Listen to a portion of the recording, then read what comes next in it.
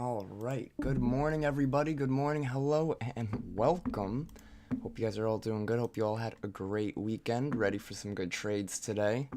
We're going to be going over some futures, ES, NQ, NASDAQ, gold, oil. Now, guys, obviously, we're only looking for bulls today. Only looking for longs. Only direction we're moving in at the moment. I mean, this is phenomenal. I was going to say fantastic. This is phenomenal. What a reversal, guys. Down here, April 9th, when Trump announced that 90-day stay on tariffs for every country but China, that was the news anchor that we needed for the reversal. I've been saying since we pulled back over here that, guys, we can't reverse for no reason in this market, but this wasn't no reason. This was because of that tariff relief. We had that. We had our initial impulse move. We chopped and pulled back and created a higher low, which again helps our trend for the buy side.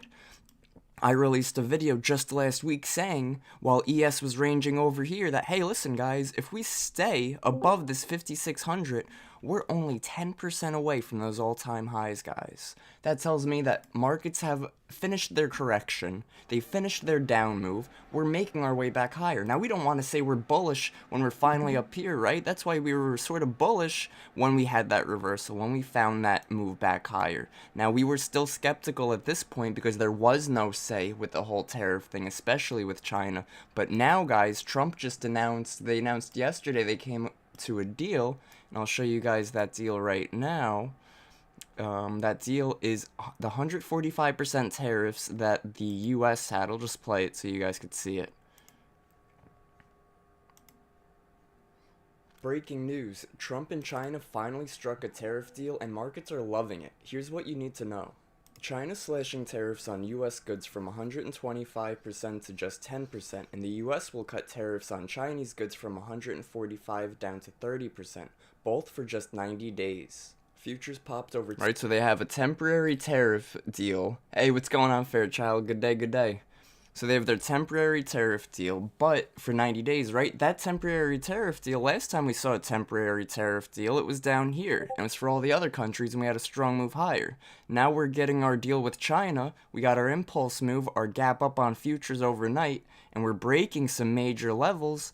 I'm really only feeling bullish at this point. 2% on futures markets over 2%. Plus this truce, it could really help steady the market. Now this is pretty funny. I like the last part of what I said on this was that a lot of analysts are even saying that, listen, a lot of large cap stocks just had great earnings, double beats, like across the board. Meta, Microsoft, Apple, I think obviously I guess not Tesla, but Nvidia. They all did very, very, very well for their earnings, so that along with some economic certainty, we've been talking about uncertainty for so long, now let's talk about some certainty, that could really help us in direction for this trend. And I do think, guys, we are back in that bull market. I think it's a lot safer to say now we're in a bull market. This was a bull trend. We saw that this was happening, but we also saw this was happening and it was failing. These green days, they weren't pushing higher and continuing. They were very choppy and range bound. And then we came into this major supply zone up here, and we also rejected that for a little while. Although when we moved into it, we kept creating higher highs and higher lows. So I knew that at some point we were probably going to squeeze through the supply zone. Exactly what we got today, guys. Good stuff, good stuff. Guys, if you're on YouTube, make sure you're hitting that like button and subscribe. I go live Monday and Friday for our YouTube, and Wednesdays on Benzinga at 11:30 for Futures Fever, and Monday through Friday for our community at Bullishbrs.com. So let's check out now. So this is the daily time frame, and we see that we're already extended. So something I'm going to do, guys, is I'm going to mark out our opening price for today. I'm going to keep an eye on that because I want to see if we could get a long position anywhere near the opening price or anywhere below the opening price, anticipating markets to continue higher today because of this bull trend. Then that could be that could make for a fantastic entry. Right now, if we pull our measurement tool up and bring it from our open to where we currently are, we're 93 points above it. So we're going to have to be a little patient. It would definitely require a pullback. If we take a look at our calendar, see if we have any economic news coming up. We have 10:25 Fed Kugler speech. That's about it. I was expecting the tariff details to be released today, but it was released last night at like 3 in the morning, hence why it was up at like 7 in the morning making that video. But Definitely something to keep an eye on. Oh, here we go. 4 hours. So we have a 4-hour demand zone that formed right within. This is now our broken supply zone, this huge daily supply zone. Now, something I really want to see, now let's delete this right here, is this 45-minute supply. So we see it's a 45-minute. So at some point on the 45-minute time frame, that was an area that we based, and I see that we rejected it 1, 2, 3 times, right? So 3 times we rejected it. So now that we're above it, I want to see if we could support it. So I'm going to make this a blue area instead. I'm sorry, a green area instead, because it was supply. Now it's demand. I'm looking for support at that point. Now we did already support that level right here on this initial open candle. So we do have to be a little careful. So essentially, guys, what I'm looking for today is a long position near this 57.61 area off of this 4-hour demand zone. And I'd like to see new high a day or that supply zone get hit. This is a 3-to-1. Once we enter this trade, we'll be able to tighten it up, maybe 4-to-1, 5-to-1.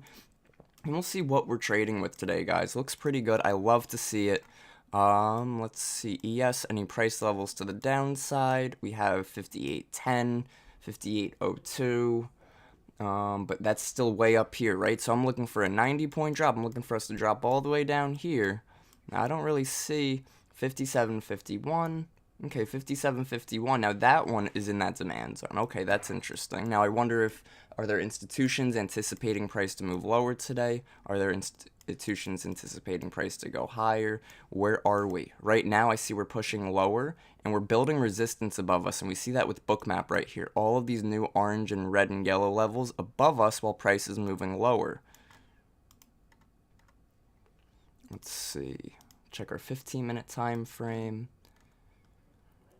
Now, I guess essentially what we could also look for is a sweep of this level. This could be our sell side liquidity, and I have to actually change the colors on that one. White and white so we could see it. I'm going to save template, save as, SSL, sell side liquidity. So I would like to see if we could sweep the sell side liquidity and hit this broken supply zone we had right here. See this 30-minute supply zone that's sitting in the middle over here that we just ran right through, no problem? So we haven't tested that zone, and as you guys know who've been trading with me for a long time, supply and demand usually resemble some type of imbalance. So the fact that that 30-minute supply zone, and we're going to go back to make sure, but it looks like it was never tested. It's right here. 30-minute supply is right here. So we're going to zoom in on it, and we're going to take a look and see.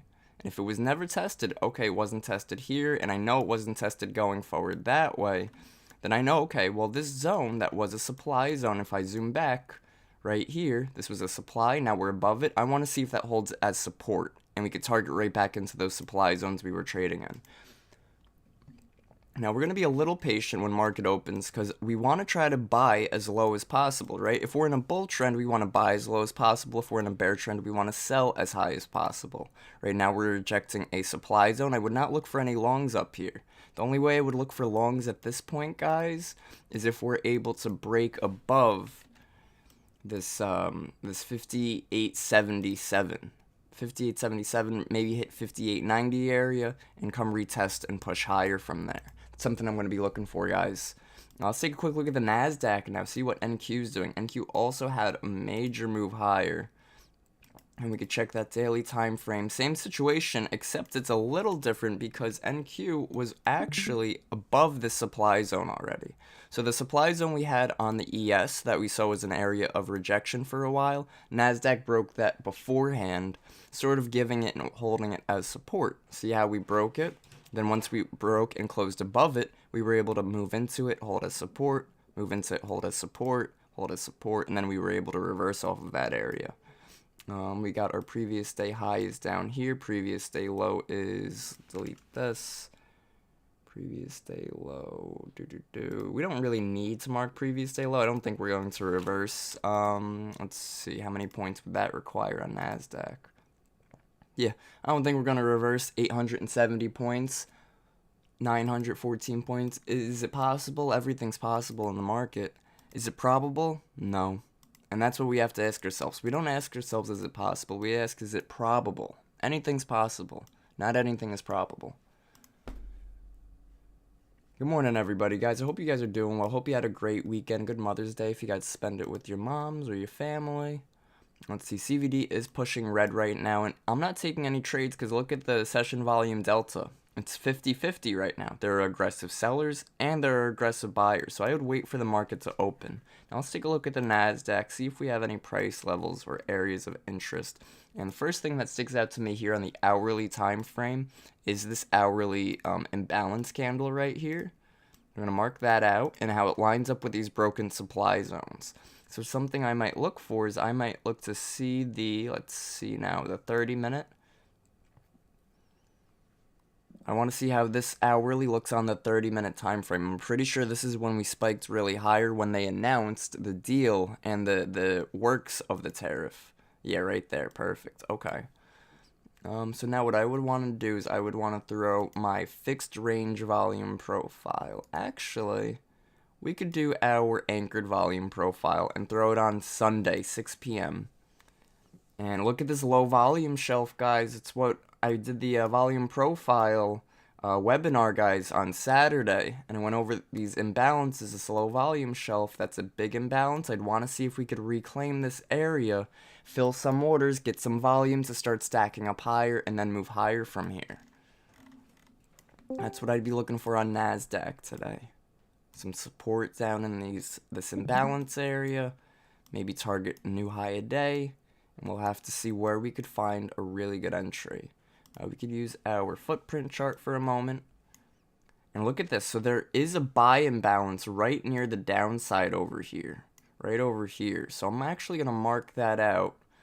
Let's see. What are we going to mark that out with? We'll use a rectangle tool. We'll mark it out. And we'll call it buy imbalance. And we will do border. Make the border like a white so we could see it. And I'm going to make the background a little lighter. And that's our buy imbalance. Because I don't want too many of these rectangle tools all over my chart. Because then it's sort of hard to read and gauge, hey, which zone did I want to trade again? So we want to keep a clean chart. Clean chart is a happy chart. There's another buy imbalance. If you go to the 15-minute time frame on this footprint chart, we see that right over here. It's a buy imbalance because we have the stacked levels. So you see these stacked levels? Those are imbalances. So this is an area 20,720 that I would expect the market to come reclaim and maybe even possibly pull back from. Guys, good morning, everybody. Hope you guys are all doing well today. Happy Monday. Happy Monday. What's up, Random? What's up? What's up? Let's see. I want to take a quick look at gold. I'm not going to stay on gold for too long because gold is probably just going to be selling off. Yeah. Right? Because markets are doing well right now, right? There's certainty and strength in the market, so gold is going to sort of deflect that, where gold moves lower when markets find strength. Now, gold is sort of near the bottom of its range, so I would look to see if it maybe wants to hold this broken supply zone as a demand zone, because it has yet to do that. So we have a sell-side liquidity right here. And that's sort of what I'd be looking for on gold. I'd look to see if we could sweep below that 3210, 3207 into this broken demand zone, find some support and push higher.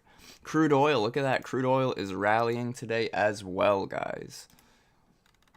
Ooh, wow, look at that, man. Crude is also sort of in a tough place, right? Between a resistance, this green zone, and support, this other green zone. Now, this is a green zone because this was a daily demand zone, and it worked out very well for a long time. For over almost a year, it was able to hold as our bottom, we would range, and it would hold as our floor. Now we're able to break below it, and we saw it gave us one area for a short position. Now we're moving back into it again. This might give us another potential area for a short. I'm going to edit the text on this. This is no longer a previous day high because we're surpassed that. This is like a buy side liquidity, right? Because if we sweep that high right there, this is our last lower high off of this level. We might sweep it in reverse. A lot of people might see that sweep and try to go long, unaware that we're in a resistance area, and we might reverse at that point. So that's something I keep an eye on.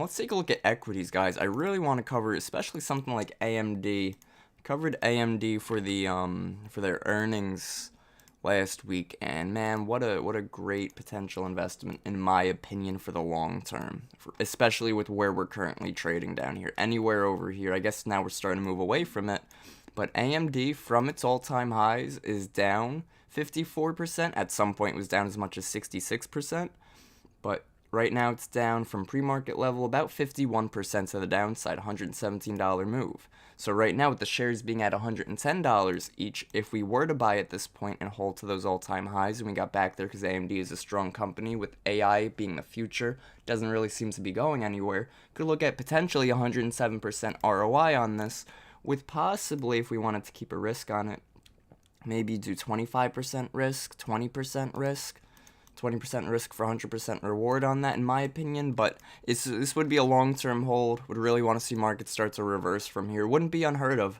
If it breaks this 116, 120 area, can make its way to 140, 160, and then just spike from there, right? We see that when AMD has good days, it could go pretty strong. $31 move in 6 days. So definitely interesting on AMD at that point. Let's take a look at Meta. Meta's another big one. Meta, I love to look at during intraday, right? Now, let's see. Meta had this supply zone on the daily that we rejected 4 times. 1, 2, 3, 4. 4 times. These are daily time frames. So this gave us a short setup intraday, short setup intraday, short setup intraday, short intraday, short intraday. And then what do we get? Now we have our gap above it because we have the tariff situation going on, right? Tariff news. We have the deal coming through. Okay, now we're gapped up. We might be bullish. Now this daily supply zone is going to be a demand zone. And this might be a good place, guys, in my opinion, if markets are able to stay strong, to grab some Meta. Meta looks fantastic over here. Meta, some swing calls, whatever the case may be. But Meta looks really great over here. Good risk to reward on that. Let's see. Let's see Microsoft now. Microsoft was another one. Microsoft, I believe, is closer to its all-time highs than everything. Look at this, guys. Microsoft's all-time highs at 468. Right now it's at 447. It's only 4% away from all-time highs on Microsoft, guys. That is wild. Now, a lot of that has to do with the earnings gap that it had when it had the double beat. I'm going to cover that one too, Microsoft and Amazon, and it looks really good for continuation. It does. A lot of equities are looking strong. Apple, and when equities are looking strong, guys, we look for momentum in the market. Wow, Apple with a wild gap up. Now, something I see on Apple, Apple's probably the only one that I see that might have potential to stay range bound for us. So something I'd look for on Apple is I look to see how we react, because we're gapping up into 211.42 right now. I'd want to see if we could push into 214.56, and I'm going to add an alert to this trend line, because if Apple can break above that and sustain above that, then that's going to give me even more strength, even more confidence in the market for the buy side. Now, let's see where Apple is compared to its all-time highs, because AMD is probably the only one at the moment that would give you a really nice ROI. Apple only 23% away. Nvidia, we take a look at that. Same situation, it's been range bound. We saw these lows over here. We're now at the top of our range, so I'd be careful. But if it could break above 126, 130 and get out of this range, we might be in for a really nice bull trend. Nvidia might be a nice buy too, especially seeing how strong Nvidia can be, seeing that tech and AI is sort of the next big deal. So I'd like to see maybe Nvidia down here to like 175, right? A nice 50% ROI would be good. But that's all swing trades, guys. This would be buy and hold of stock. Maybe if you wanted to swing trade some leap options. Leap options, guys, would be options that expire like much further down the line. 4 or 5 months from now. They're leap options. You're buying them. You're holding them for a while. And yeah, some things I would keep an eye on. Let's get Meta back on here. And we'll take a look at the equities on their pre-market chart, but I'm going to almost guarantee without even looking at them that they're all going to be above their previous day high. We have Tesla above previous day high, Meta above previous day high, Microsoft, Apple, Nvidia, and Amazon all above previous day high. So guys, we are looking for a bullish bias today for sure. Now we'll use tools like Bookmap and stuff to find some price levels to enter on. So let's get gold. Let's do 15-minute. Now we could see if there are any supply or demand zones on gold, because again, if markets are strong right now, I'd probably want to short gold than long it. But at the moment, I'm not seeing too much, so we're probably going to leave gold and oil alone, guys, and trade NASDAQ and ES. These are much stronger and looking like they want to find that continuation and momentum. This is NQ, this is ES over here. Let's check ES on footprint and see if it has any imbalances like the NASDAQ did. So right down here it does. But again, the situation, I was looking for this broken supply to hold as demand. That is 58.10. Ooh, look at that, 58.10. Pretty strong, 58.09. Right below 58.10, 58.09. Right in that zone is a passive buyer. Now, there is another big passive buyer at 58.02. 58.02.75. And that's right here. I have a purple level there, so that's a key level. So we could see, again, we're coming down. Once we start selling off, guys, we're going to be moving into areas of support. So I'm going to be using tools like Bookmap, order flow tools, my price levels along with those tools to find a good long entry if we can move lower from here. Now, if we do move higher from here, because I'm in a supply zone at this point, I'm going to delete this. I would look to see if we could break above and sustain above 58.78. So break up somewhere up here, and then come reclaim this broken zone and hold it as demand and target 59.08. So that would also be another potential trade today if we want to break higher. Now we do have 94 minutes. We do have 80. Oh my God. We have 35 minutes till market opens, so we do have a little time. So we'll just wait here and see where market wants to open, the momentum behind it, and if anything changes economic or news-wise. Good morning, everybody. Guys, YouTube, make sure you hit that like and subscribe button. Do appreciate it. And go hit some like on some of my recent videos and shorts and whatnot. Just did the volume profile webinar this Saturday. It was a pretty good one. Covered fixed range, session volume profile, a whole bunch of stuff.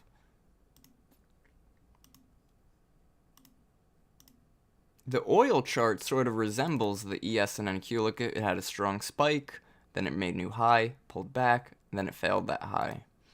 Oil made that high. It broke that high, but it's trying to fail a supply zone at this point.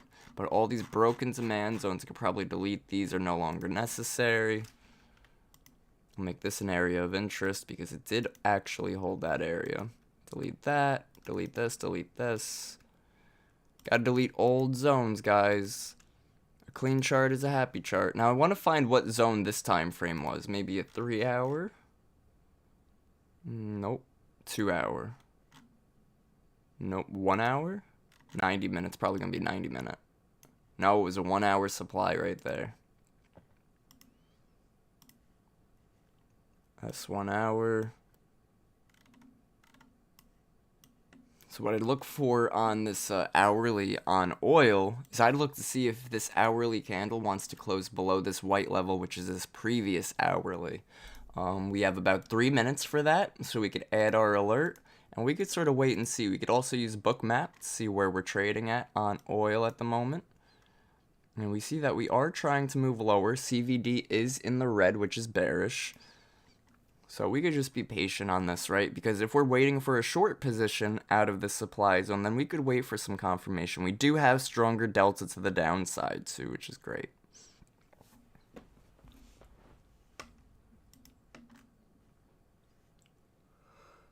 I think it does want to try to spike lower here. Excuse me. I like this negative delta. Feeling like we might want to dive. I'd like to see oil 62.79, 62.79, right down here, this next pivot. So right, if we start to sell off, a lot of times we could use pivots as targets. We could use pivot 1 as TP1, pivot 2 is TP2. That way, let's say we sweep a pivot in reverse, we're not bag holding, we're able to scalp out of some, lock in some gains, and then take profits out our next TP.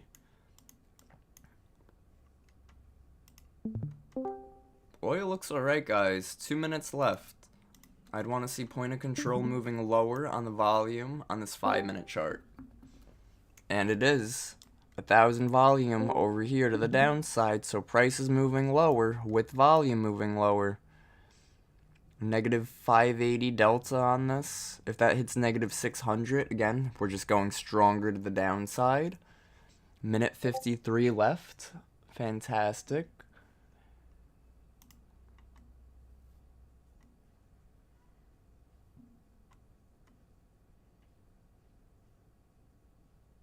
Alright, let's see, guys. Let's see. Now, oil doesn't tend to move a lot, right? We see that it's sort of been trading around here. It's at 63.27. It moves maybe a penny every now and then. But when it does give us good moves, it can give us good risks to reward as well.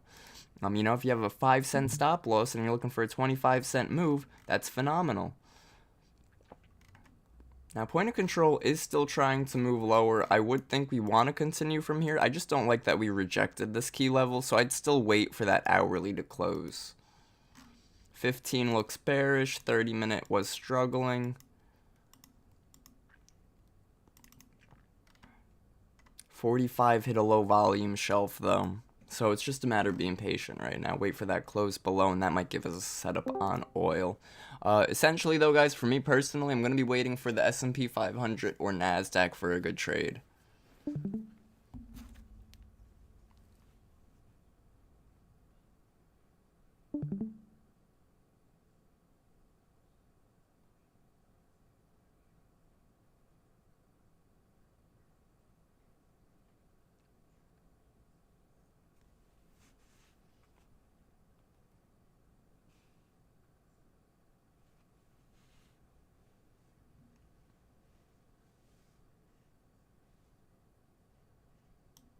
Alright, let's see. So we're waiting on markets to open at this point, guys. Don't have much going on. We have equities above their previous day highs. What's up, Charlie? What's going on? How are you? You guys in any trades? Guys, if you're on YouTube, let me know what you guys are trading. If you guys want to see any specific charts or anything.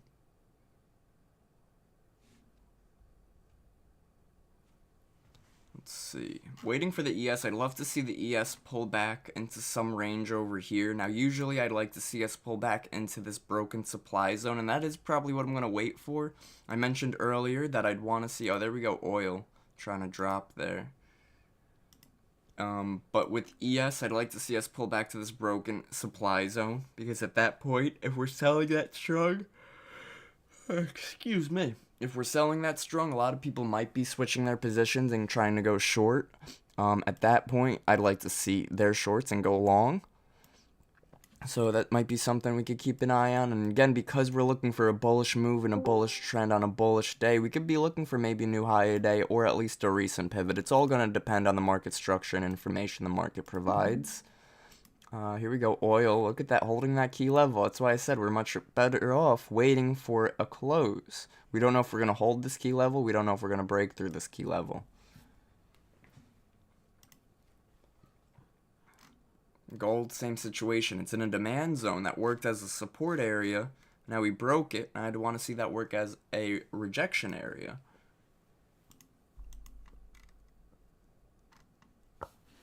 And maybe wait for the 5-minute here. See if it wants to reject that high. We can look at the footprint chart on gold here.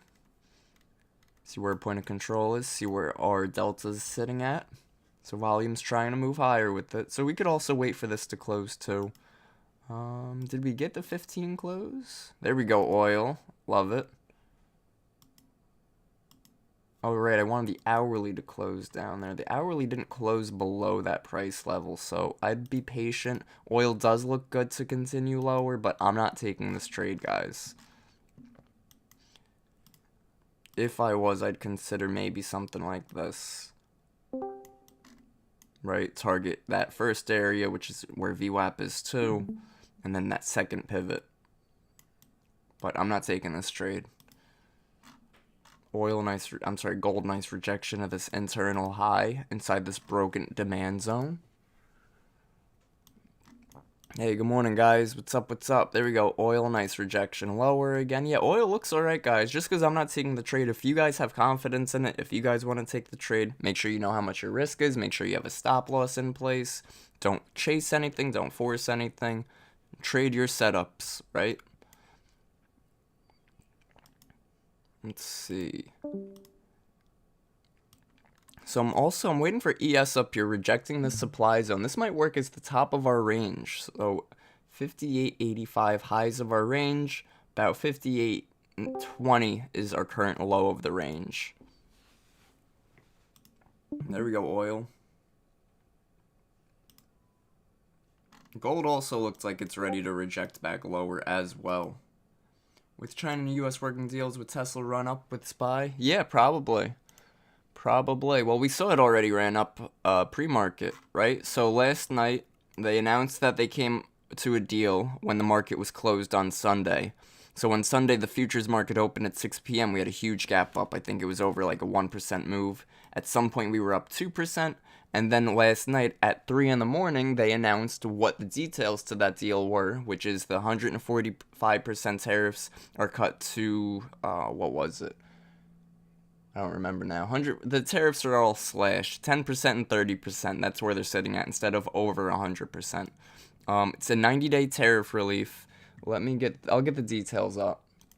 It's important to know the details of things like this.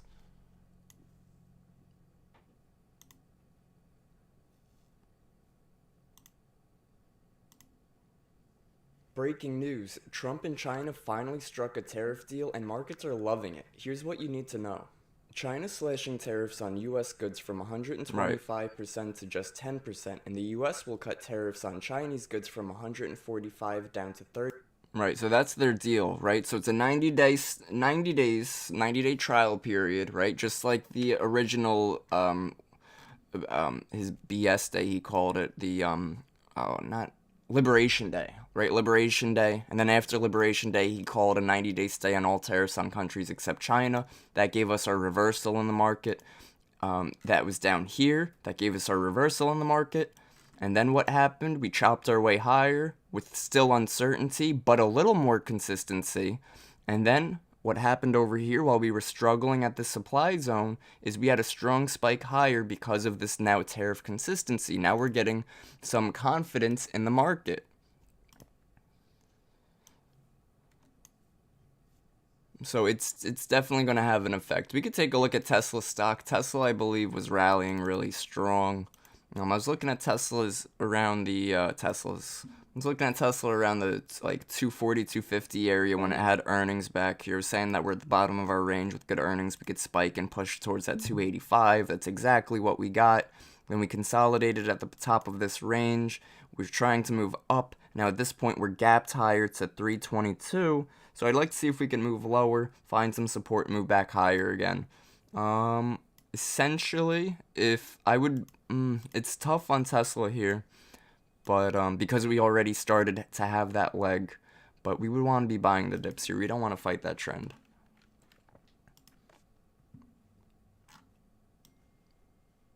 Let's see. Look at that, oil's chopping around. That's why I wasn't too certain on oil, and the reason for that is because we're above our previous day high. The past couple days have been green. I don't want to fight that trend. Now, gold on the other hand, sort of been choppy, and it's at the bottom of its range. So that's again sort of a no-go for me, unless I'm able to find a long position somewhere down here.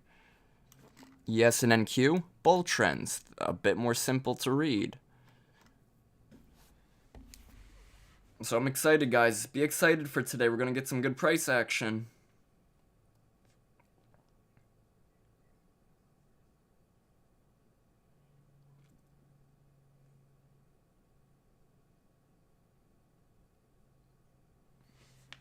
Alright, let's see.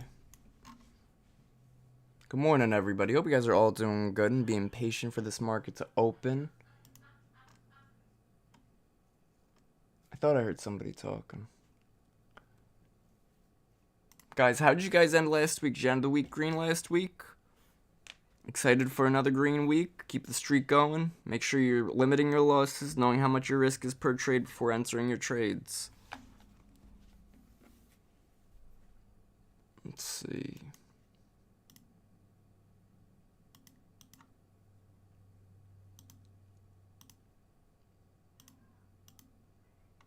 Look at that, gold with some support.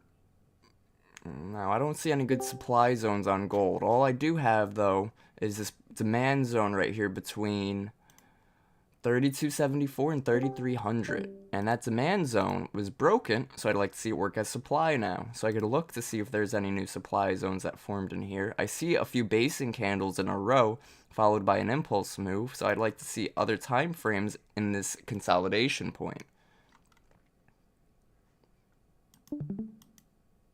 Really not seeing a clean supply zone up here. Maybe a 4-hour order block right here, but not so much a supply zone. A supply zone would have to be a basing, usually near a high, and then our impulse move, followed by continuation. Now, this current 4-hour candle doesn't close for another 50 minutes, so if I was looking for continuation, I'd look for this candle to flip, and I'd look for us to start to sell off from here. So let's be patient. Let's keep an eye on that. Let's take a look at our gold as well, and take a look at gold on Bookmap too. Look at that buying pressure that came in. We do have some lower volume up here, so we want to be aware. But CVD did just push green. Starting my first attempt on an Apex 50K run. Never done a prop firm before. Oh, cool, Fairchild. Nice, man. Good luck. Best of luck with it. Don't forget, you could use TradingView to enter your trades if you started a TradeOvate account.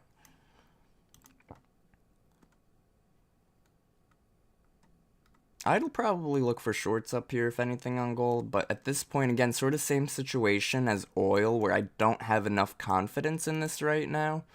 Let's see, and hey, guess what? I was wrong. I was right and wrong on oil, right? I was right in the sense that I had the direction it is trying to move lower, but I was wrong in that I didn't take it. I didn't have the confidence, and that's okay.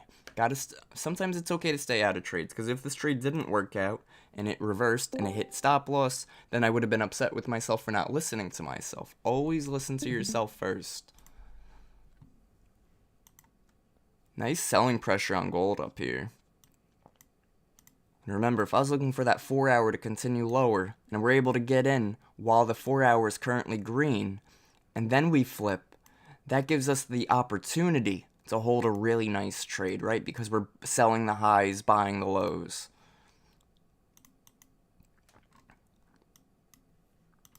Nice rejection, nice selling pressure. Do you folks find the TV interface easier to deal with than the TradeOvate? Yeah, so TradingView's a charting platform. TradeOvate is a broker platform. They do have charting integrations. But because TradingView's primarily a charting platform, that's their company's whole focus. TradeOvate's a broker, so they can't really full focus onto their charts. With that being said, TradingView is stacked with tons and tons and tons of different tools, indicators, things that TradeOvate doesn't offer. Now, with TradingView, you could connect your TradeOvate account and enter your trades for your Apex account or Top Step or your just TradeOvate account in general right here on your TradingView chart. With what I always recommend is to use the position tool, because it does the math for you for how many contracts you should be trading to risk your set amount of risk with that stop loss.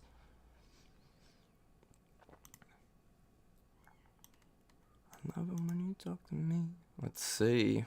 Now, I'd be a little concerned on gold. The only thing that's leaving me concerned on gold here is that once we were able to break above this 32.37, look at the buying delta we have up here. So buyers did try to flip it, and we are trying to hold this green on the CVD. So again, remember guys, gold was a 50-50 because, well, first off, it was at the low of its range, but also we have strength in the economy at the moment because of the tariff situation. So whenever we do have some strength in tech and stocks, in the economy, in the stock market in general, a lot of times institutions will take their money out of gold and go put it back into stock. So we'll keep an eye on that. That's sort of what I was looking for, but we'll keep an eye, guys. There we go, oil, nice continuation lower there, beautiful. And it's probably going to continue to. Look at the selling pressure, no sign of a reversal. CVD has been selling off, huge oil right there.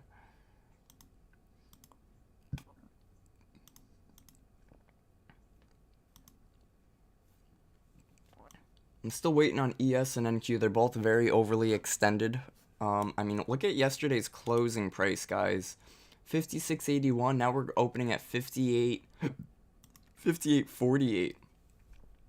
3% move on ES overnight. A lot of times we get a big move like this overnight just for it to chop around when the market opens.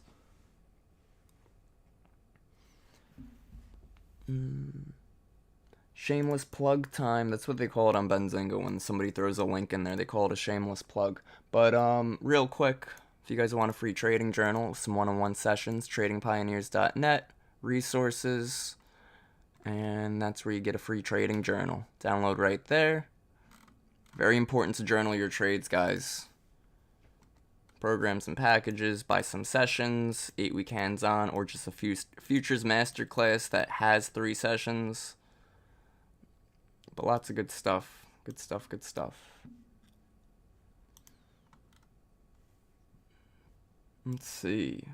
Oil pushing lower. Gold chopping around. I'd maybe wait, if I was a little more confident in gold, I'd wait for this 15-minute to close and see if we could close somewhere below, let's say, like right over here. That way we have a small green body and a long upper wick, and I'd look for us to continue at that point. It would take a short position once we break that low for us to move lower. But we have 43 seconds left. Those sellers would need to step in sort of now. And as we see, Delta has been trying to push bullish on gold. And look at this, guys. 20 lot buyer, 24 lot buyer, 10 lot buyer. Buyers are getting a little more aggressive on gold right now. So this would be a wait for it to close scenario. Never want to force anything. Now, if these guys, if we were seeing sellers stepping in 50 lot buyer, again, if we were seeing 50 lot seller, 20 lot seller, and sellers stacking up, then yeah, maybe I could jump the gun on this short and anticipate the move lower. But because it's buyers stepping in before that close, no way. Ain't no way.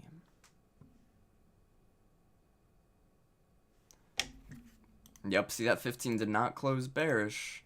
Market opens in 15 minutes, guys. We still got a little time.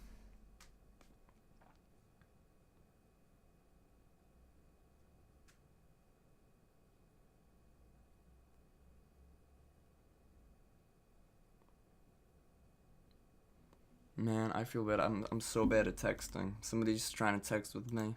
I'm just like, I'm awful. I'll like see it the next day. Be like, oh hey. They're like, nah, not having it. Alright, guys, let's see, guys. I'm waiting for the market to open here. Gold on a little bit of a struggle. 30-minute.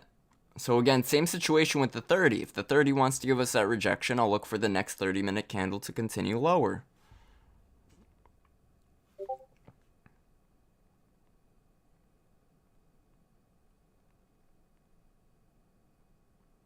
Hey, good morning, Hugo. What's going on? How are you?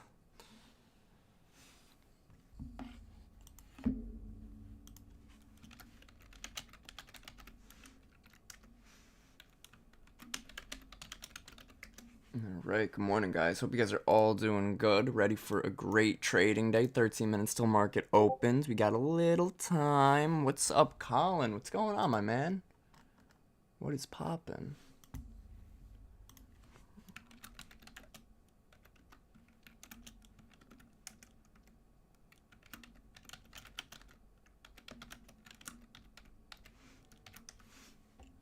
Hey, good looks.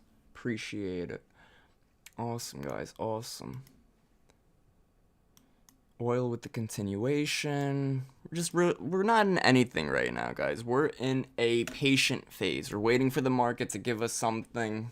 There's really no reason to jump into anything. As traders, we have to understand when to trade, when not to trade. We're not just traders. We're risk managers. And we are portfolio managers, I guess, in a sense, but that depends if you're more of a long-term trader. We're not really trading portfolios when we're futures trading.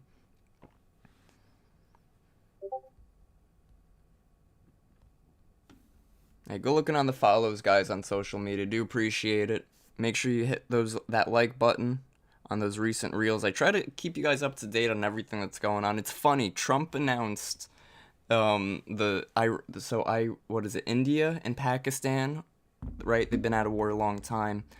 Trump announced something on Truth Social, so I posts about it, right? Because apparently they announced a ceasefire, blah, blah, blah.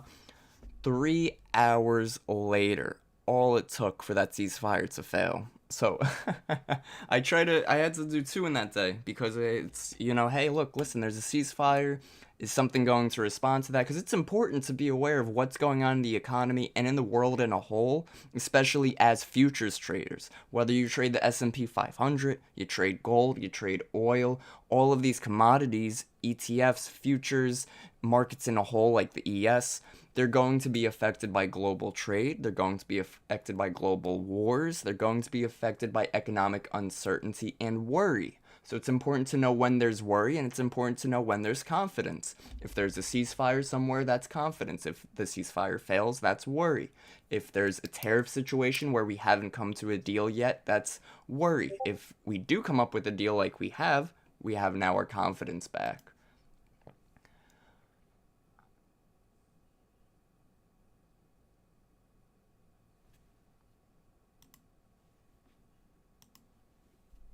They always fail. They slowly calm down with the sporadic upticks in violence. Oh, you talking about the war? Yeah, I know. Real shame. Real shame. Probably won't cover that one again, seeing how quick that failed.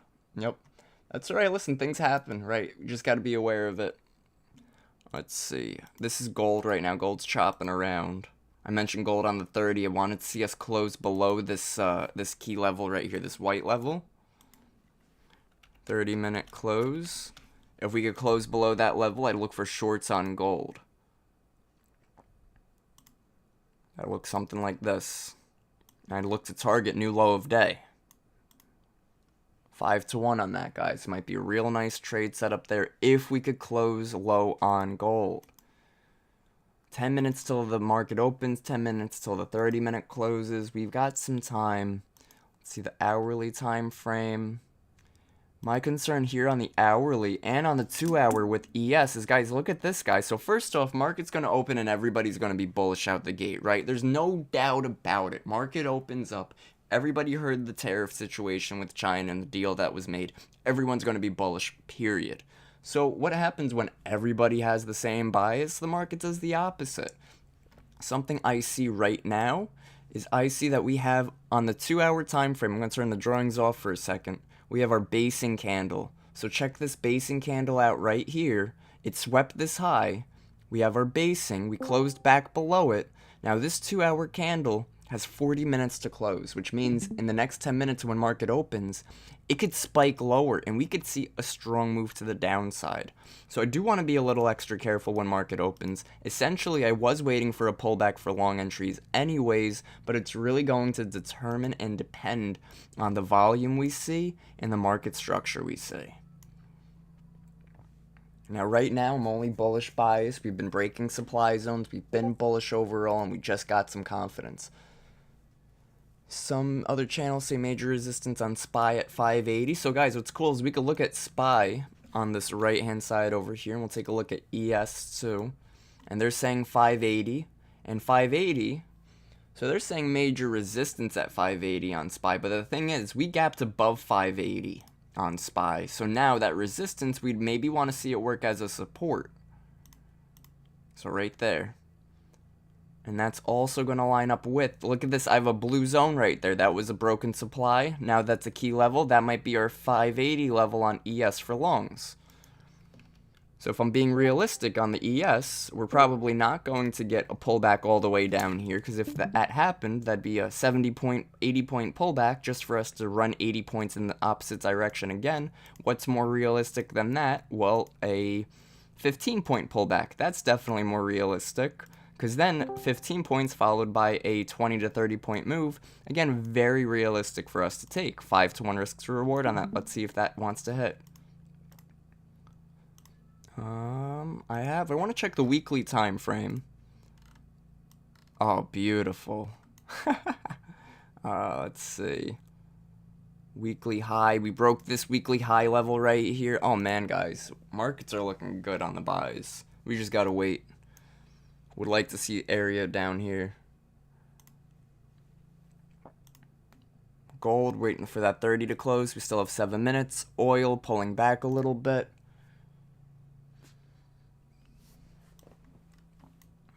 Guys, I'll be back in like 2 seconds. Make sure you hit that like, hit subscribe, and let me know what you guys are trading.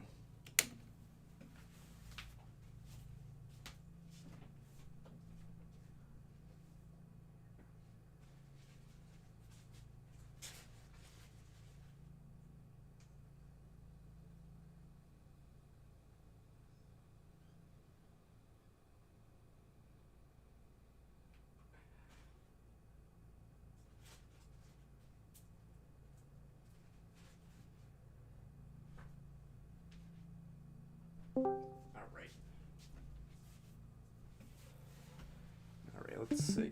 Guys, were you guys there for the volume profile stream webinar? It was a good one.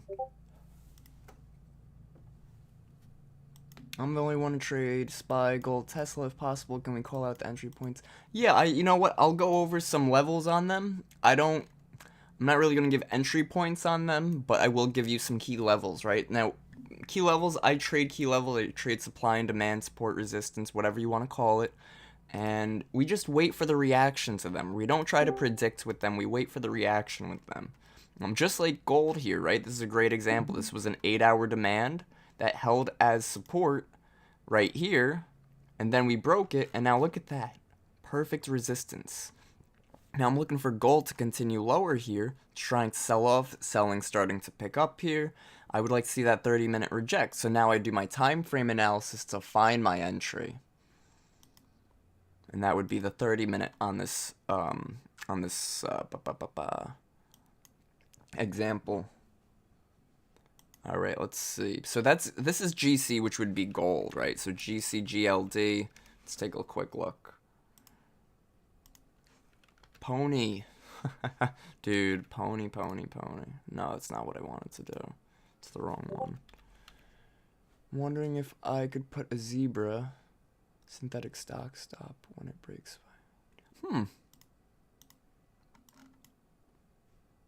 Extended trading hours. Okay, cool. Good. I'm glad GLD does resemble the same exact price action as gold. So that's good.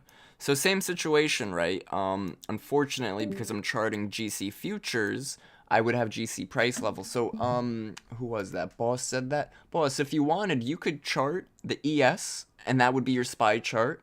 And you could chart GC, which would be your gold chart. That way you could take your SPY or your gold calls and puts off of those futures levels because they trade the same, right? So look, when gold over here, gold created a 30-minute supply zone. Well, GC created a 30-minute supply zone. The price action is identical, just like ES and SPY, GC and GLD. That's awesome. I wish crude had one. I don't think crude has one. As for Tesla, let's run some key levels real quick. I'll throw us on the hourly and we'll take a look. Now, when I'm looking for key levels on equities, I turn off the regular trading, the extended trading hours, and I just look for regular trading hours. The reason for that is because, in my opinion, it's a lot more important to know where price action held support and resistance when volume was actually accurate and markets were open than the price levels that come pre-market. Because look at this price level right here, it's 292 on Tesla. This was a major level of resistance a couple times. 1, 2, 3, 4, 5, and then it looks like it tried to hold as support. Now we're above that. The next area I have is 310. The next range I have is at 325. So I would maybe look to see if we could push into that 325 and find some resistance back lower. Let's see. Check our daily time frame. Now, again, if anything, what I'd really want to see is, because we're so extended from that previous day, is we can mark out that previous day high. And do PDH, previous day high. Good morning, guys. If you're on YouTube, guys, make sure you hit that like and subscribe button. Do appreciate it. I like to do webinars. I'm going to be doing a webinar this weekend too, guys, on Apex Trader Funding. I'm going to go through a ton of slides. How Apex Trader Funding works, how many accounts you could trade with them, what their rules are, their drawdown rules. So many people ask about the drawdown rule. They are a little specific. They changed some stuff up, but it's still really, really, really great in my opinion.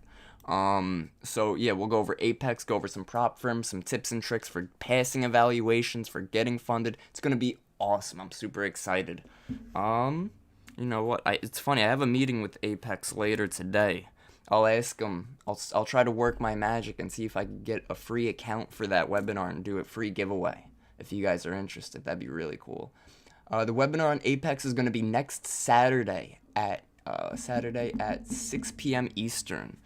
Let me write that down for myself, because right after this stream, I'm going to hop into Canva, hop into everything, and set that all up for us. Gonna keep editing the slides. I already have like 15 slides done, guys. This is gonna be super informative, super helpful. After this webinar, you will have 0 questions on Apex, guaranteed. Apex, 6 p.m. Eastern. It will be recorded, so if you can't be there, you will be able to watch the recording. Absolutely. Let's see. 9:30, guys. Market opens in 2 minutes. It's about time. Listen, as for Tesla, it really isn't a tough point because we're very extended. I'd like to see a pullback to find long positions before taking any calls or anything, boss.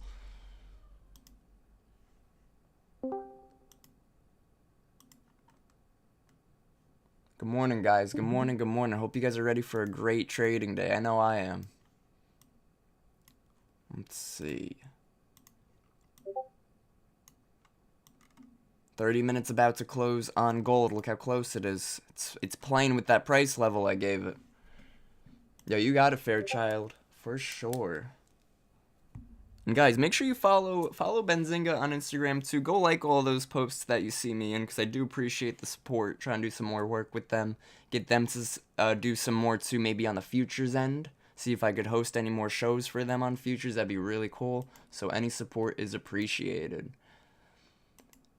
Yo, good morning, guys. Good morning, good morning. Hope you guys are all doing good today, guys. 20 seconds till market opens. Take a look at the ES and NQ. Right now, they are sort of ranged bound. I'd like to see 58.36 on ES. And we're going to look at how gold closes on the 30, and then we're just going to look at ES and NQ. Because gold looks, 3 seconds? Nah, ES and NQ.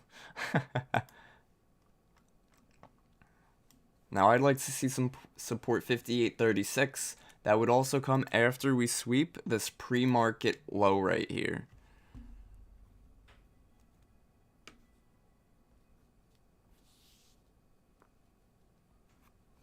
Good morning, guys. Hope you guys are all doing good, man.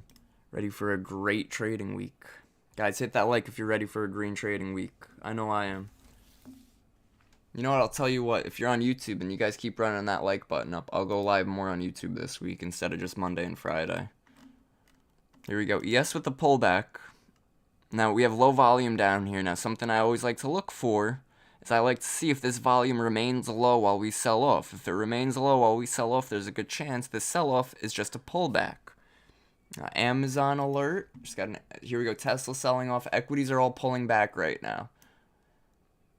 Apple new low a day, Microsoft new low a day, Meta selling off, Tesla selling off, Nvidia pulling back. So let's see. We're hitting this zone. We'll see how we trade. We're not taking it right off of this zone immediately. We want to see how markets react. Equities are still very strong. Ooh, well, not at the moment. Market open, everybody's hitting the sell button. We have to think too, guys. Anybody call wall at 580? Yup, all right, very good. That's right in my area right here on ES. Now I would probably consider, I'd consider along. My issue with it would be that we haven't really found any support. However, look at the volume. Volume hasn't been picking up here. If we tried along here, we'd maybe have about 1.25, 2-point stop loss. Oh no, I'm sorry, 6-point stop loss. 6-point stop loss, 30-point target. But I'd be patient. The 5 minute still has 3 minutes left. I'd wait till maybe 2:30. I'd wait till we get some type of buy bubble. Right now, when I use Bookmap, I use it to sort of help confirm buyers or sellers. So if I see all red bubbles while we're moving lower into a support area, I'm not going to grab along just because we're in support. I'm going to wait for Bookmap to sort of give me that hands-on that says, hey, look, we are finding some support. There we go. This could be our first sign of support. We held this 58.30. But we would have to wait and see. Now at this point, stop loss 58.30 if we held, and we'd enter 58 maybe 35. But right there, immediately, we just tried to dip into it. And again, this is why even talking your trades out, guys, to yourselves can help you take better trades and be more efficient. Now we're just waiting. We just swept some levels. Now I could see if a big buyer steps in that we want to reverse. But we still have 215 left. I want to check the footprint chart. Want to be aware of everything. What I just got another alert on ES 5737. Oh yeah, I got that. That was from before. My phone's lagging. All right, there we go. So you see this big seller, and then we start to reverse. We would possibly be able to look for a scalp long off of that and see if we want to make our way back up because we have low volume down here. Stop at this low. Entry sort of right over here. Target sort of 44. Minute 38 left. So again, if we want to wick back higher at this point, that's going to be trapping a lot of sellers that try to sell right at market open. But right now, in my opinion, because of the gap we had, we're better off being patient and sort of letting the market develop than trying to rush into something or really force a trade.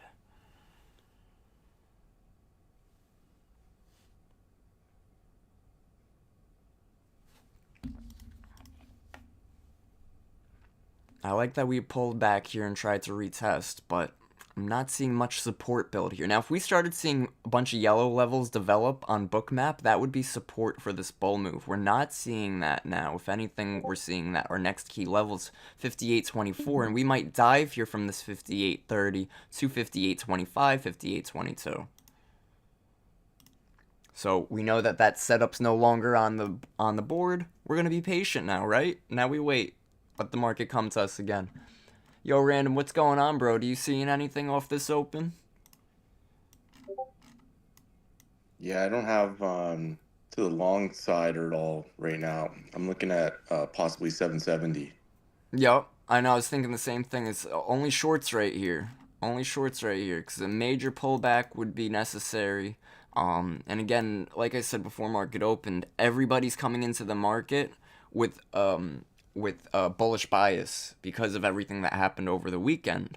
But when that happens and a lot of retail is tricked into buying right at open, we dump. Those people get destroyed. So right now I only see, like you said, I only see shorts right here. Or Good if you're not stuff. comfortable, like if you find that it's easier to only focus on longs, which is totally fine. I'm mostly long. Yeah, you could stay out, Yep. for a bit, let it do its thing. I did take a short there though. Nice.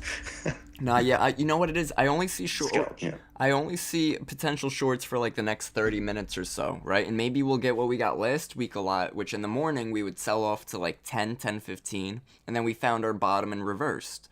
So again, today, just because we're selling off at open doesn't mean we're bearish. That just means right now we might be pulling back. You zoom out, we look back a little bit. We had that major move up at 3 in the morning, which calls for an imbalance near the bottom of it, 57.80 on the ES and about 20,630 on the NASDAQ.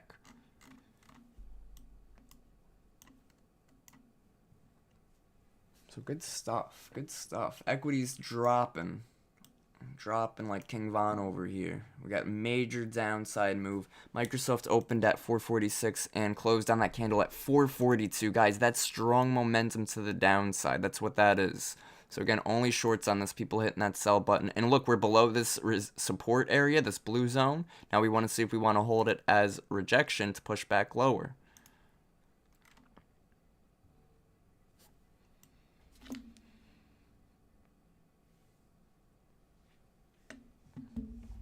Yeah, my videos are popping. That's all I gotta say, man. Yeah. Like I said, I have nothing until 770. I'm not saying it's going there. I'd rather miss it. I'll just see, like, I don't have anything until there, so. Exactly. 100% agreed. If we don't have any zones or levels or any confirmation at this point, there's no reason to try to force something. Ever. Like right now, we got two things running against us on Bookmap and price action. The 5-minute candle we had right here, 9:30 open, major drop, almost no lower wick. That's strong momentum, good volume to the downside. But On Bookmap, we have a strong level of support, 58.23 and 58.20, 58.19. Major support right here. So it's sort of stuck between, like, I call it a rock and a hard place. With that being said, we'd want to maybe short the highs, buy the lows, or, like I do, nothing. We don't want to trade this at all. Or like I do. Yeah. Nothing. Okay, 770 coming up. There's that NASDAQ drop. It's definitely feeling more towards the downside. Definitely. And look at the sellers here on the delta, right? Once we got below 58.50, market opened, all red delta on the session volume delta compared to the volume profile. And I went over that in the webinar. And if you don't know that, you go back and check that webinar. There we go. NASDAQ with the drop coming near that imbalance on the hourly and 30. And I have 750 as a key psychological level on NASDAQ, but I really don't have much support. Really don't see anything. It just hit 20,800, but I do feel like we're down for another drop here. Get back within that range. And guys, remember, the more we sell off here too, the more we're range bound as well. We're not selling here for a trend. Look, when in doubt, look left. When in doubt, zoom out. We're still in an uptrend here. Nice.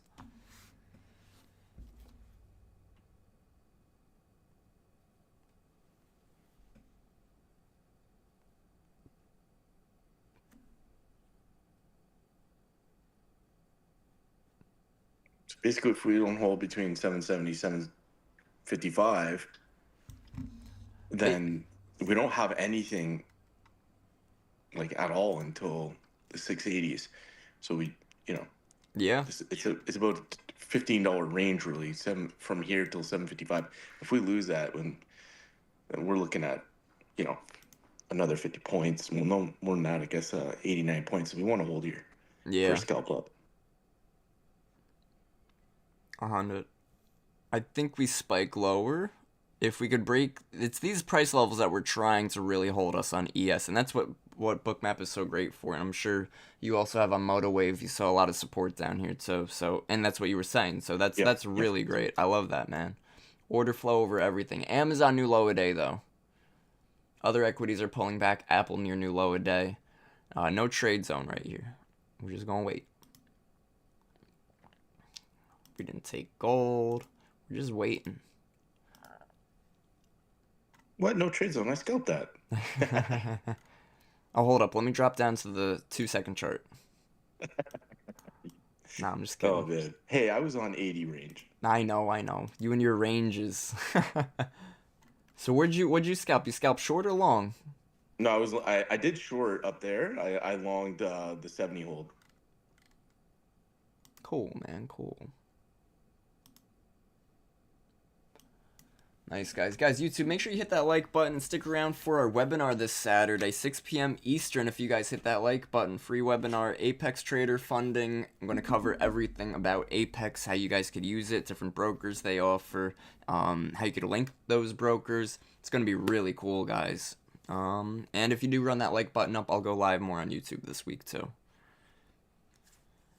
And then you guys could join the community and get us live every single day. Whoop, whoop.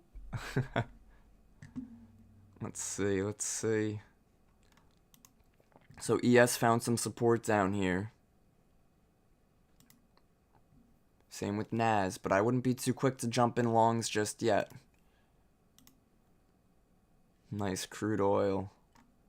That's funny, man. Crude gave us that retest of supply.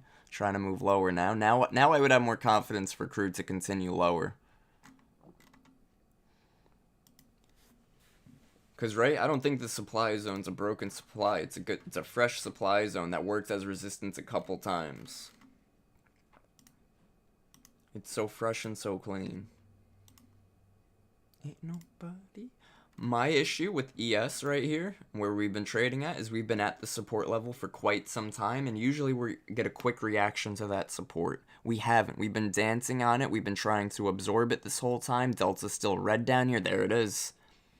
I was gonna say, we're just waiting to break through it.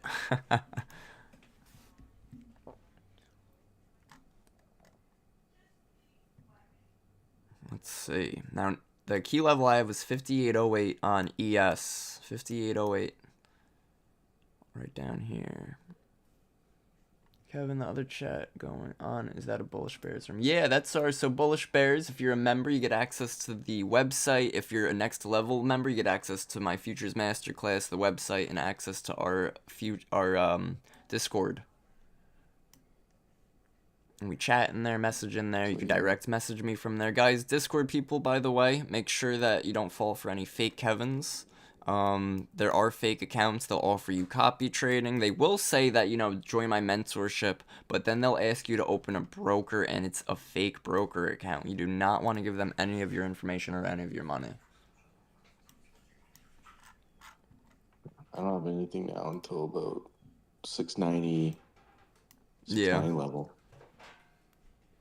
Yeah, I'm thinking ES might dance on this level again one more time. This 58.20 now. Because you see how we sort of chopped on 58.23 for a little while? I think maybe we chop on 58.20 for a little while, then get that break towards like 58.15. But if that's the case, guys, we don't want to try to short the lows. We'd want to wait for a pullback, maybe short a high. But right now, we don't want to short or long anything. In my opinion, I don't want to take anything right now.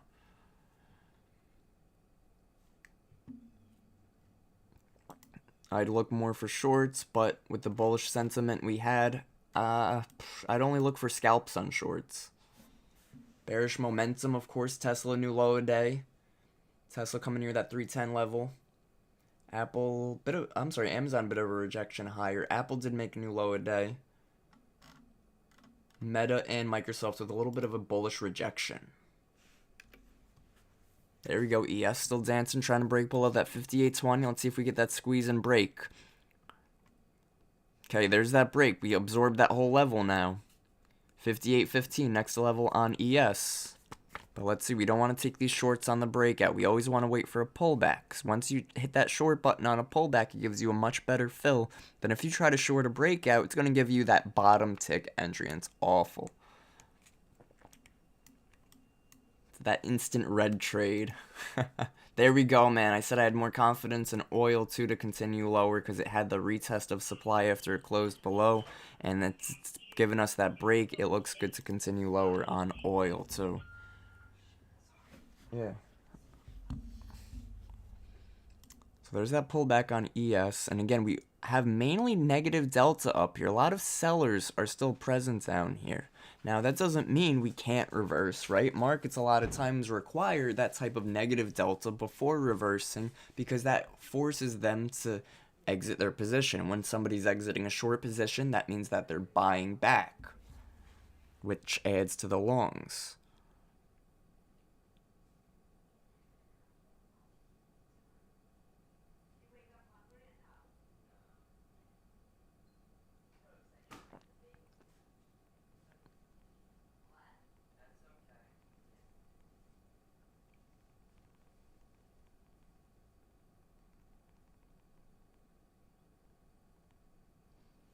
Alright, let's see, guys. Some selling pressure. And again, we're range bound. We're range bound between price levels to the downside and the dips failing. The rips failing.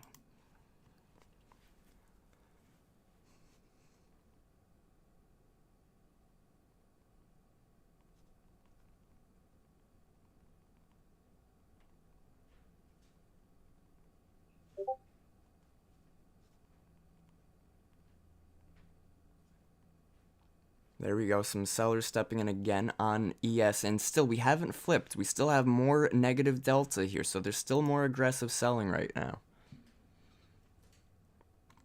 So 58.20 is the next price target on ES to the downside. Weighted index is trying to find, looks like it's trying at least, to find a bottom here. So I wouldn't be too quick to jump in shorts like we were on this drop.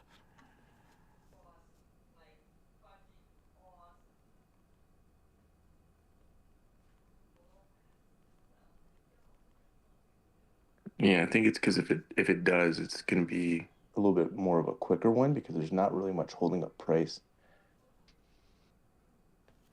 Yeah. Like, I mean, to that 700, 690 level, that kind of thing, nothing serious. But yeah, if it does, there's not really much there in the way. Yep. Guys, something to note today too is every time, if you saw the breakouts today, every time we had that break, well, it's a breakout, it's a breakdown. Every time we have that breakdown, we make a new low. Buyers, we wick it right back up again. So again, we're not trying to chase these lows. Never ever. We're looking to short the pullbacks.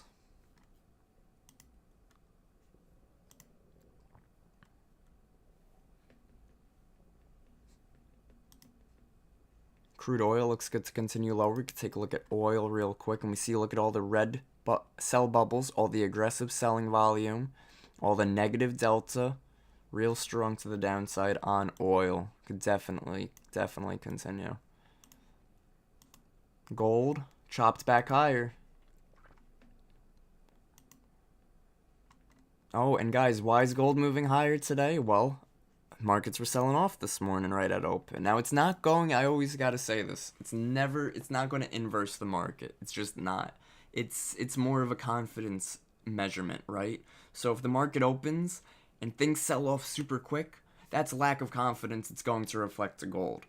If markets have been consistently Hello there. What's that? Sorry to interrupt, Kevin. I'm Yeah. in a long now. I'm 20 points up, 30 points up.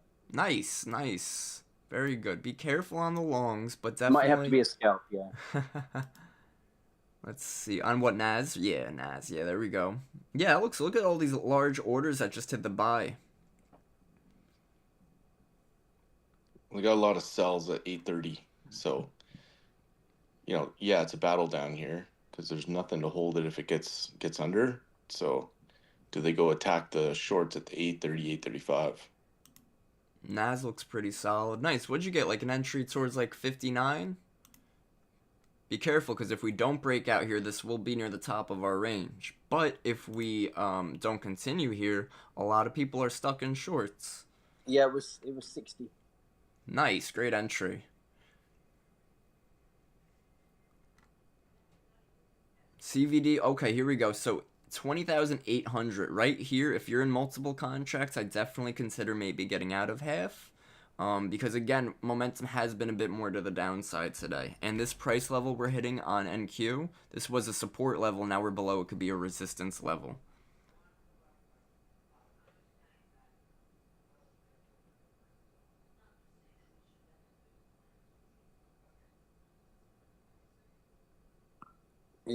Is Trump going to crash the market?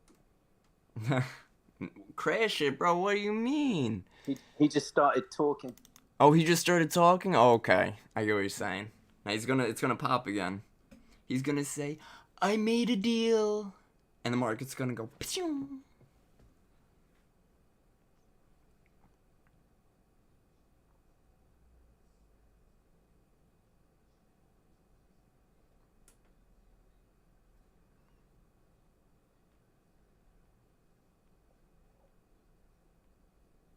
Need to close above here. If not, it's not good.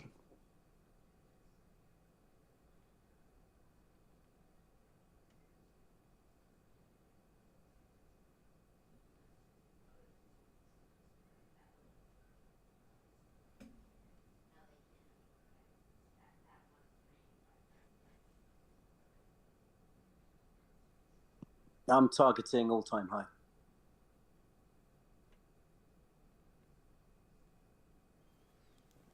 Very nice. Yo, good entry on those longs. And look at how we're reacting to this 800 level. And also, guys, we have a new 15-minute oh, no, we don't. It's like 6 minutes old. But that last 15 we had was very bearish to the downside. So again, this pullback, look at the resistance that just formed here on NASDAQ. Definitely be a little careful, guys. Would want to see when and if sellers want to step back in. This 800 level's major. Yeah, there's lots of shorts on the 800.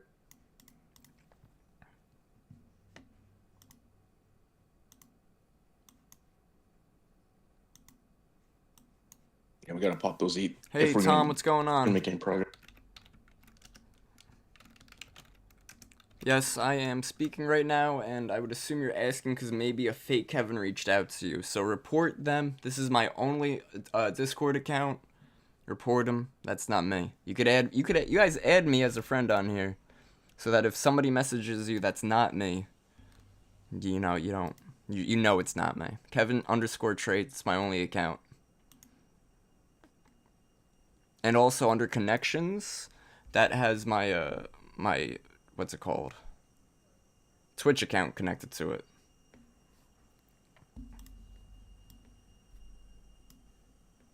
Nice. There we go. Some buyers stepping in. Ooh. Okay.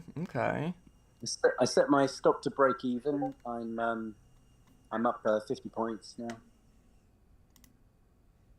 How come I can't hear you? Is your volume on? Everyone else can.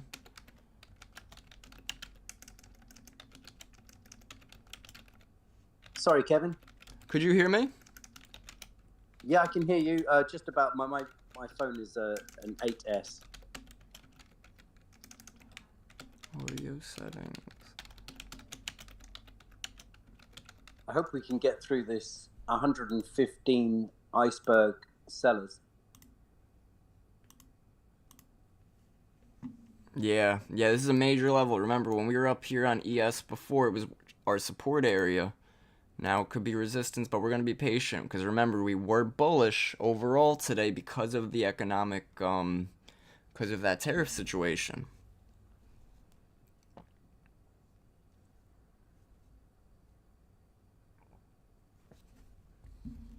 Look at those buyers stepping in, man. Equity's starting to push higher. Okay, I like it, man. I like it. Oh, man. That's something. Hindsight, right? Hindsight trading's always 2020. I'm out. I'm gonna wait for a pullback. Made 300 sterling. Very happy. Nice. You were in longs this whole time? Yeah, I held it. I've been doing the London session, and it's once it gets past the mean, it's been pretty consistent. Beautiful, man. That's awesome, dude. Check that out, Moon. Yo, let me see. Send it. Ooh, ooh. Yeah. Yo, oh my god, who was talking before? I'm so sorry. Moonshift, take some screenshots and post it in the journaling page. I'd love to see your breakdown. Show me like how you have your session set up. I'd love to see how you have it broken down. It's important also to journal and take screenshots for yourself and have them somewhere that you could refer back to, so that going forward, let's say in a month or two, if you're still using the same thing, you could look back and see if you tweaked it at all. You could see if you're not using the same thing, if you should go back to using it. It really helps sort of gauge our timeline and our milestones. Sure thing, will do. 788 is real important here, guys. 788. Cool, nice. Yeah, big rejection there on that ES level I had earlier. And dude, random, killing it, bro. Killing it. Is that are you funded on that 150K yet? Is that the 150K one? It's the 300,000 micro, but I've been using a contract. I've been cheating. I've been using a contract, sometimes a contract and a half, yeah. Got you. All right. I'm cheating. I'm bro. close. It was 2 weeks, and I was only up like 5-6 grand. You know what I mean? It's not easy when you're just using micros. Yo. Let's just put it that way. No way, man. Just using micros, get there in a couple months on like a 150K account. Yeah, and I'm on a 300, so.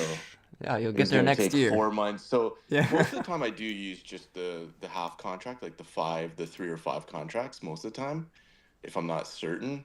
And the thing is I find like you're quicker to exit on micros. Yeah. Is the only thing, right? So you get some paper cuts.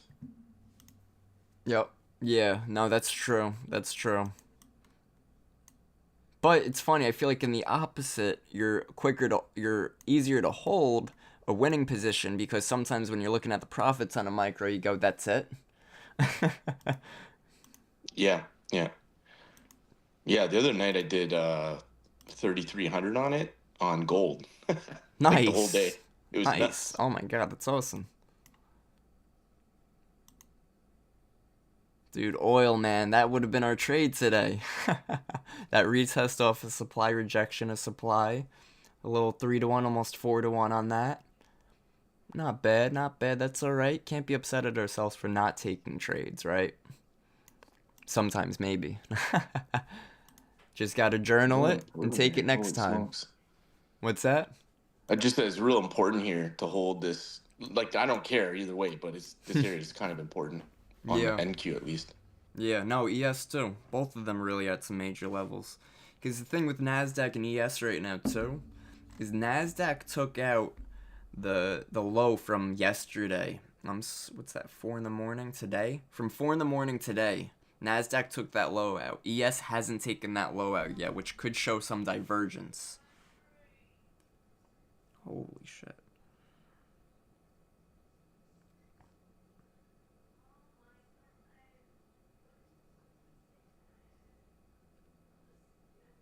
Alrighty.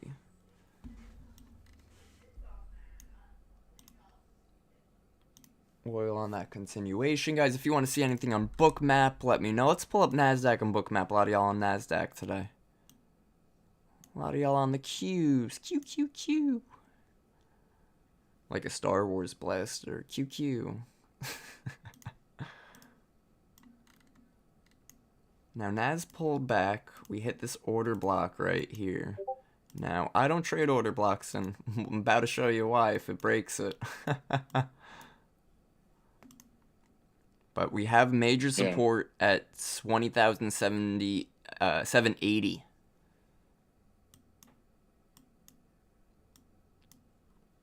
I think we break it. That's what I'm saying, yeah. 20,788. 88, yeah, it's a real important level. Yep. There it is. Let's see if we liquidate. If we have enough buyers to absorb these sellers here, we'll hold. If we don't, we'll fold. Guess what, guys? We're either going up. We're going down. That's great. I'll ask this Wednesday. I'll ask Peter Tuchman and David Green if they agree that we're either going up or we're going down. I think they'd agree. Damn, look at that, guys. I don't like this market right here. We've been range bound since we hit those lows around 945. Does look like it's trying to find momentum lower. As for economic news wise, looks like we have Fed Kugler's speech at 10:25. So that's in about 25 minutes. So guys, YouTube, make sure you hit that like button. Show some love. Discord, if you guys got any questions, always feel free to reach out. Always happy to help. See some new people in here. What's up, Robert M? What's going on? Hello, hello, good morning. Paulto, good morning, Paulto. Hope you're doing good today. Ozzy, what's poppin'? Hope you're doing good too. Got some Monday chop right now. Tom, were you able to hear me yet? Let's see. Tom.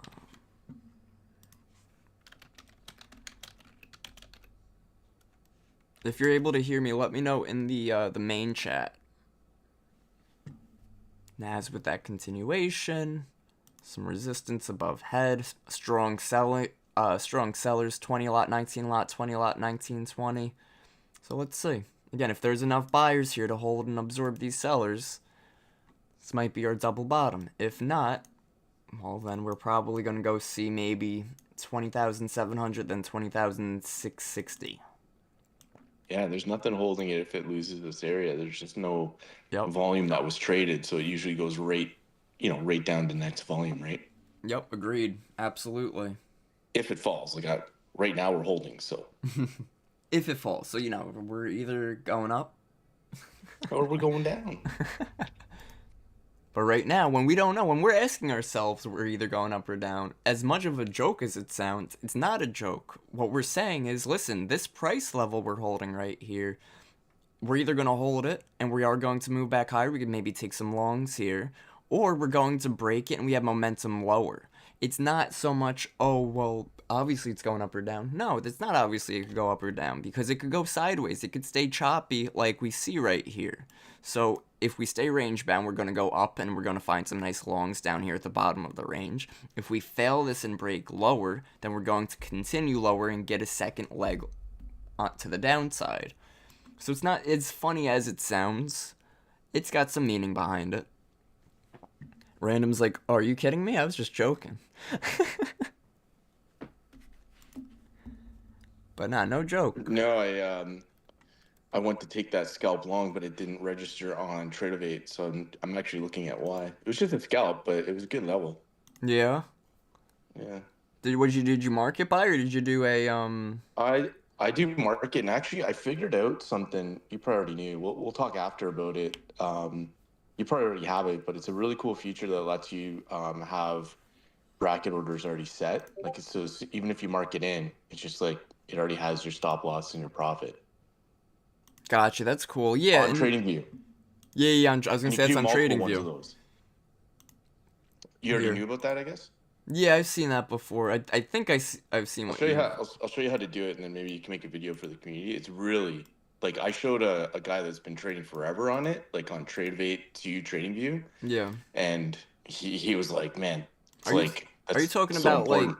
like the up here, like how you could have templates? Yeah, Yeah, yep, 100%. Yeah, that's people really don't know cool. about it though, right? Yeah, that's true. That's very true. Yeah, guys, templates, trading view templates are for like 2 to 1, 3 to 1 risks to reward. If you're a scalper, huge. Random. Thank you for pointing that out. That would make a fantastic video, guys. Yeah, dude. Like, By the way, there's no videos on it, and again, there's a guy I've been trading with for a long time. I showed him his number one frustration was that, so yeah, dude, I got it. Order template on trading view. Video will be done this weekend.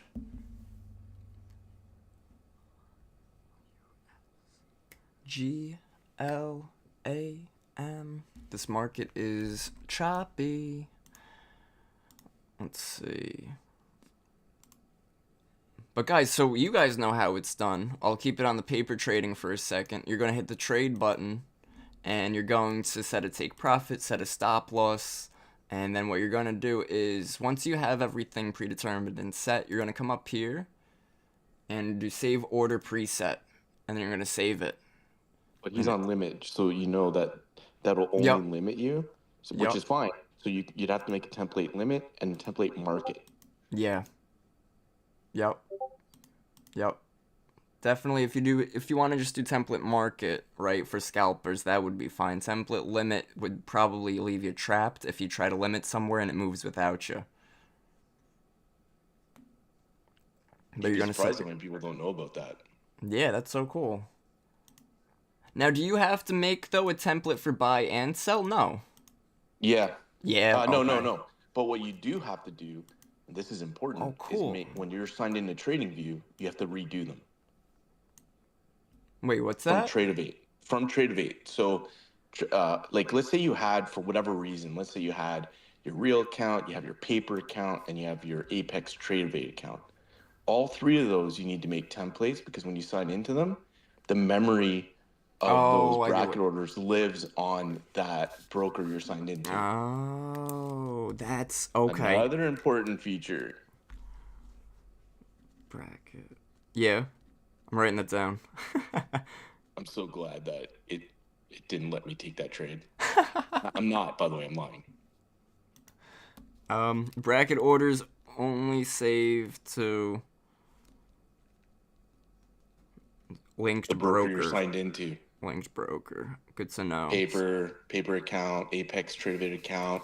If you have your real account, which would be like I'm Optimus, all of those you'd have to keep creating that template. So it's better that let's say you have 4 favorites or 5 favorites or whatever, just name them all the same and just go through that pain of redoing, like doing them all on all those accounts. Yeah.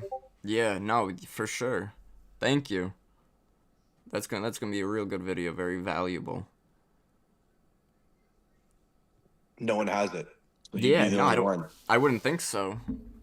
That's a good one. That's like a golden nugget video right there. Nobody has it. It's very, very important. Bracket orders are huge, guys. No matter what broker or platform you use, bracket orders are huge.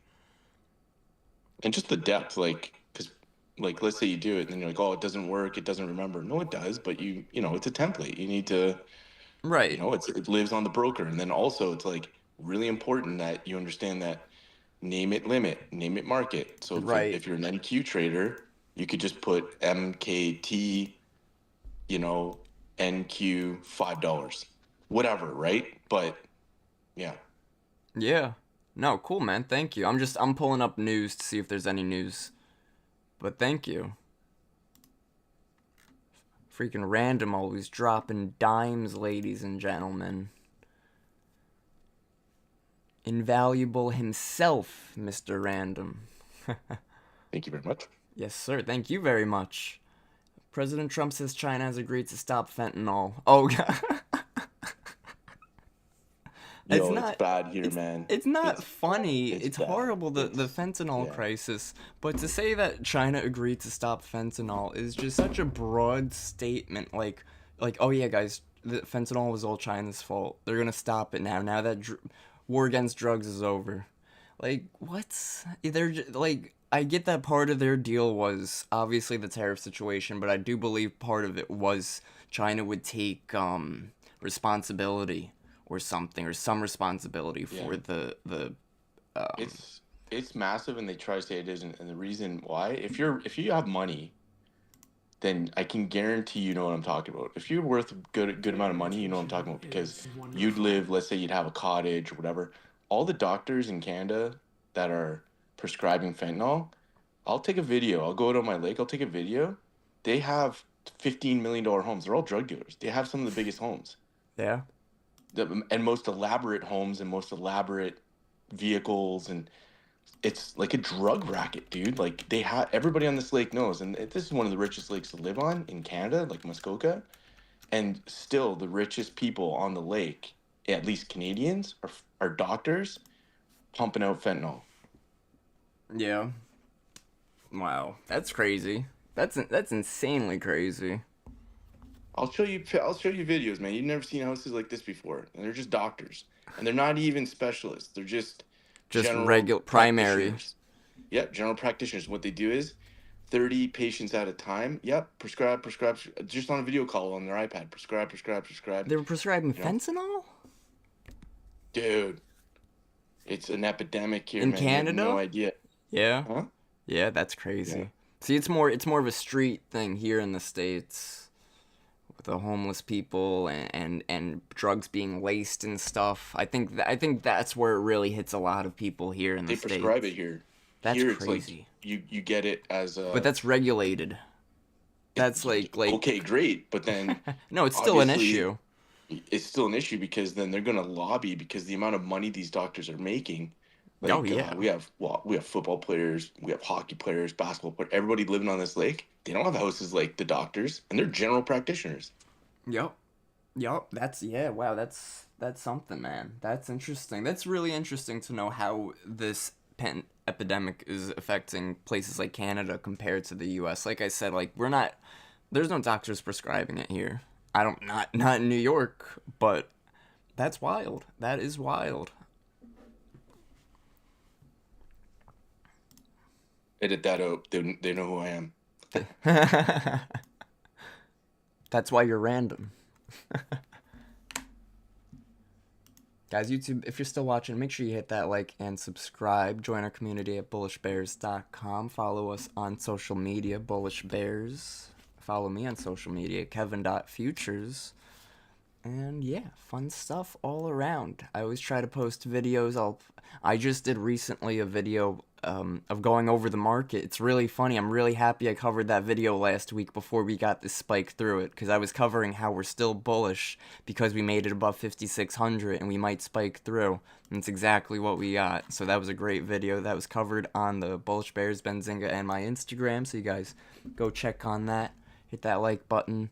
And yeah, good stuff all around. Equity's looking like they are trying to push higher right now. Let's take a look at our equity chart that I leave on my other screen. Meta has been pushing higher with some strength. Tesla at VWAP rejecting 317.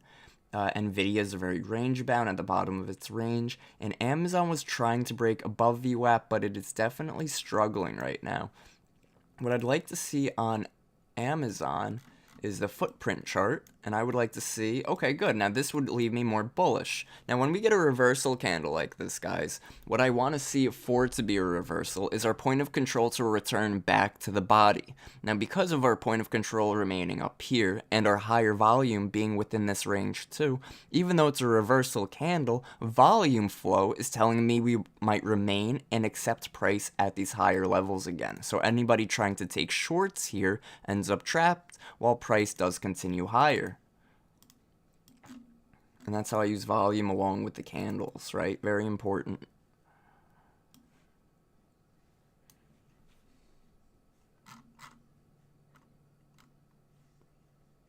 Yo, what's up, K-Man? What's poppin'?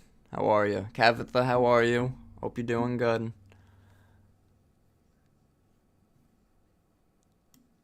If you guys ever have any questions, guys, I want to know how you guys are doing in your trading journey. Have you guys progressed? Do you guys feel like you're headed in the right direction? Or do you feel like you need a little assistance? Message me if you guys do have me on here on Discord. Message me. Tell me where you are in your trading journey. And let's chat a little bit. Let's see if I can sort of help gauge you in the right direction. Yo, what's up? What's up? Cool, man. Cool.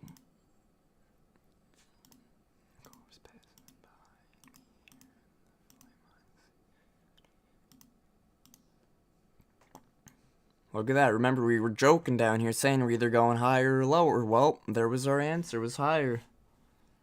Trade those ranges always.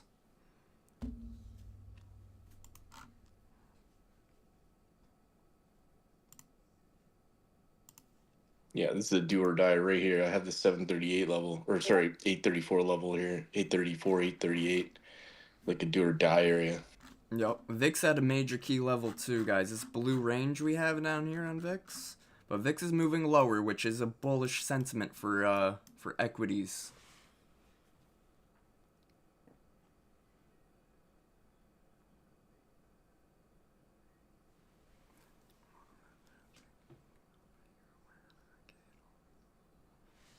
Alright, guys, let's see. Good morning, good morning. Hope you guys are all having a good Monday so far. Guys, any trades? Have you guys taken any trades yet? Have you traded this range? What's going on?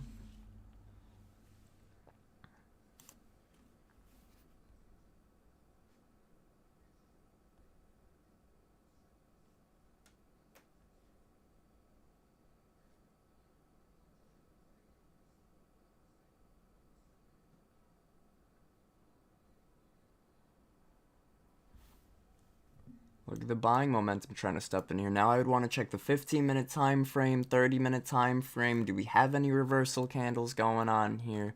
Don't really see much. Hourly, 2 hour. Well, guys, guess what? Remember the 2 hour guys who were here this morning when we were doing pre-market? I was looking at this 2 hour candle as a basing.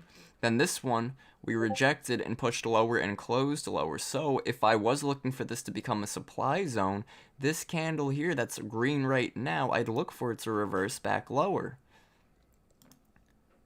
Now we have a fair value gap right here.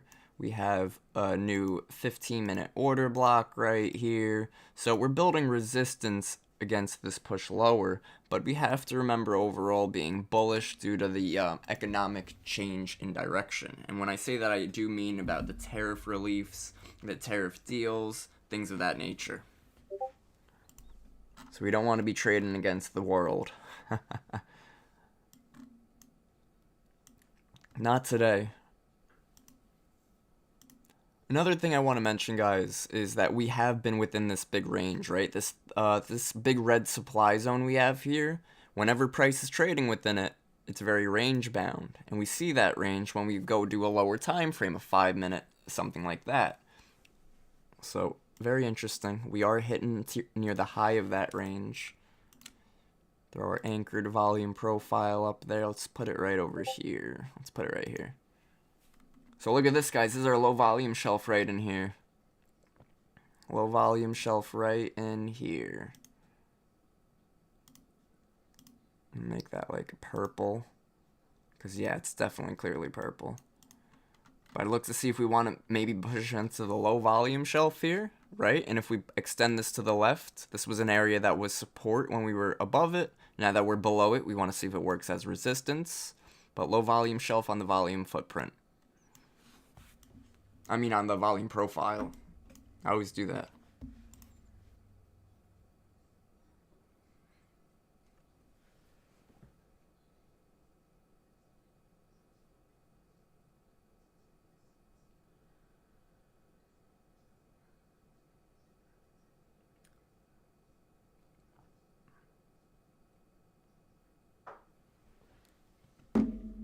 Alright, let's see. This is NASDAQ. We take a look at ES on Bookmap. We see some resistance here at 58.40. Some passive sellers up here. And we see volume is pretty thin up here too.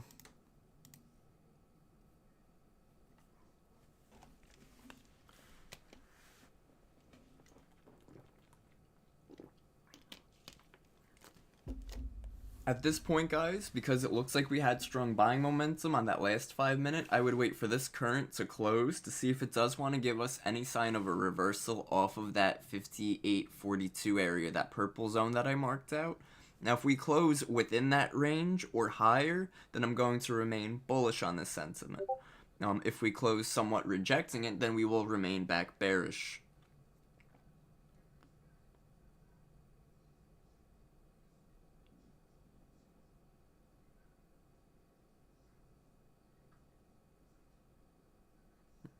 Besant spoke.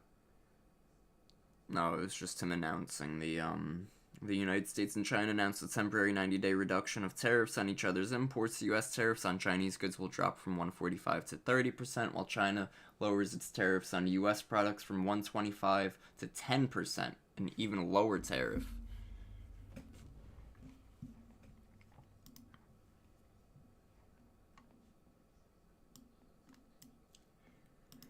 Oil, chop. Gold, just chilling right now too.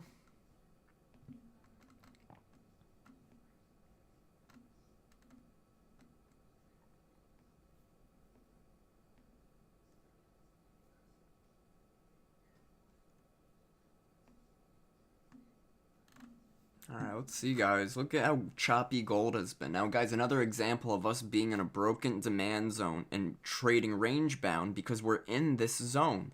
A lot of times my supply and demand that I trade, when we're trading within a zone, we're range bound. And that helps give me an idea before we even get to it that I should be expecting or anticipating range. If we're not able to break below or out of this red zone, then I should expect range off of it. And that's what we're getting. When we break out of it, then I'll be able to expect some type of continuation. But right now, my zones, they help me find direction, they help me find trend, they help me find ranges. That's exactly what we want to look for.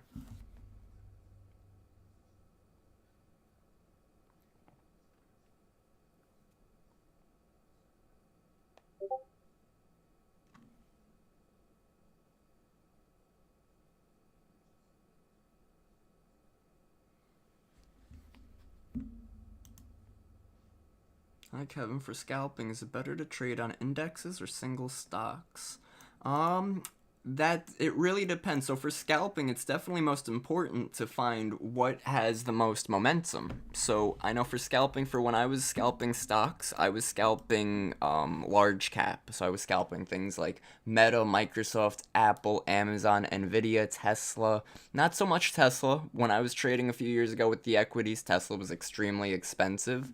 But mainly Microsoft, Apple, Meta. Meta did really good on. JP Morgan even at some point for some swing trades. But you're talking for scalps, and for scalping, I would definitely recommend looking at large cap stocks.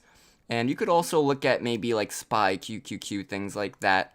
My thing with that is that when you look for individual stocks, you're looking for individual price action. And with that being said, you could look to see what has the most momentum in the right direction you're looking for. And you could do that by coming over to your watch list. You create a watch list with the stocks that you trade, and you look at it by change percentage. And now today's not a good example because most of them had crazy gap ups, but usually how we do it when we sort by change percentage is it'll sort it by the biggest change percentage and the lowest change percentage. So it'll be a strong positive. Today would be Amazon at 7.4% to the upside. Netflix 2.14% to the downside. So then what I would do is I'd look for Amazon and I'd only try calls or take calls on Amazon while I see their support on ES and NQ as well. And vice versa. If we were selling off on ES and NQ, then I'm going to find the weakest equity of them all. And I'm going to say, okay, well, then I'm looking for shorts on Netflix and maybe be able to buy a put off of a key level and scalp that. So that's how I would trade equities, right? Equities are great, fantastic. Large caps are awesome. But you would most likely need to trade options to get a good return. When you're trading just stock, you really need to buy a lot of that stock to see that percent or that change.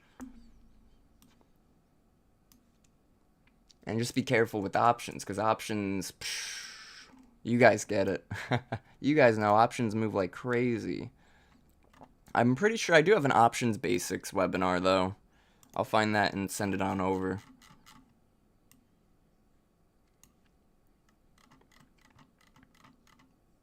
Options basics, there you go.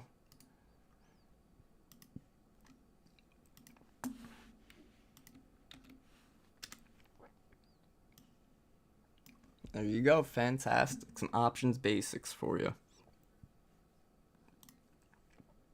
Gold range bound, oil chopping its way lower, again looking like it's making lower highs and lower lows. It just really needs to break the 62.73. If it doesn't, then there's a chance that oil will also remain range bound here. How do you know when momentum picks up to execute? Well, that's where volume comes in, right? Because we can't have momentum in a stock or anything like that without some type of volume. So if you have, I guess, what broker do you use to trade with? I think you told me, are you the one who's trading with Tasty Trades? No, I think that might have been somebody else. But depending on what broker you use, a lot of them, like Schwab, Thinkorswim, they have a great order flow, like depth of market, time and sales. And you would look for good, you do have Schwab, that's awesome. So use their depth of market, their DOM, their time and sales, their level 2, and you would use that to sort of find good momentum and volume and such. So the percent gain will also tell you what has momentum, because whatever has the highest percent change is the one that is performing the best that day. And again, today being a poor example because most things had gaps. So on a regular day when we'd say maybe have Apple at 3% to the upside and our second best being at 1.2% to the upside. And we'll see that Apple had maybe a gap up, and when market opened, it had some strength and it's trying to continue. That would be one with momentum. What is the indicator to have volume on the right of your chart and the number values on it? That's the, oh, somebody wasn't in my webinar. I'm just kidding. That's the, volume profile, the anchored volume profile tool. So you plot that wherever you're looking to see the total volume. So for today, I plotted it at 305 because I wanted to see the volume for this current range. I don't really care so much for the volume back here. I care more right now, at least, about the volume in this range, so I put it right over here. Now, sometimes you'll see it on like a 45-minute time frame for me, and that's where I have it on like based off of like a Sunday open, and that's where I have a higher time frame volume profile that I trade off of. But yeah, it's gonna be come over to the left-hand side, anchored volume profile, and then I change my settings in it, so I only see it on specific time frames usually. Damn, yeah, we hit the low volume area. I guess I put my range a little too high. But the low volume shelf lined up with the fair value gap, and that's what we look for to confirm fair value gaps. Let me send the link to the webinar. Oh no, the link to the webinar is right in here. TW, if you want, go to webinars, and it's going to be the first one. The most recent. Volume profile.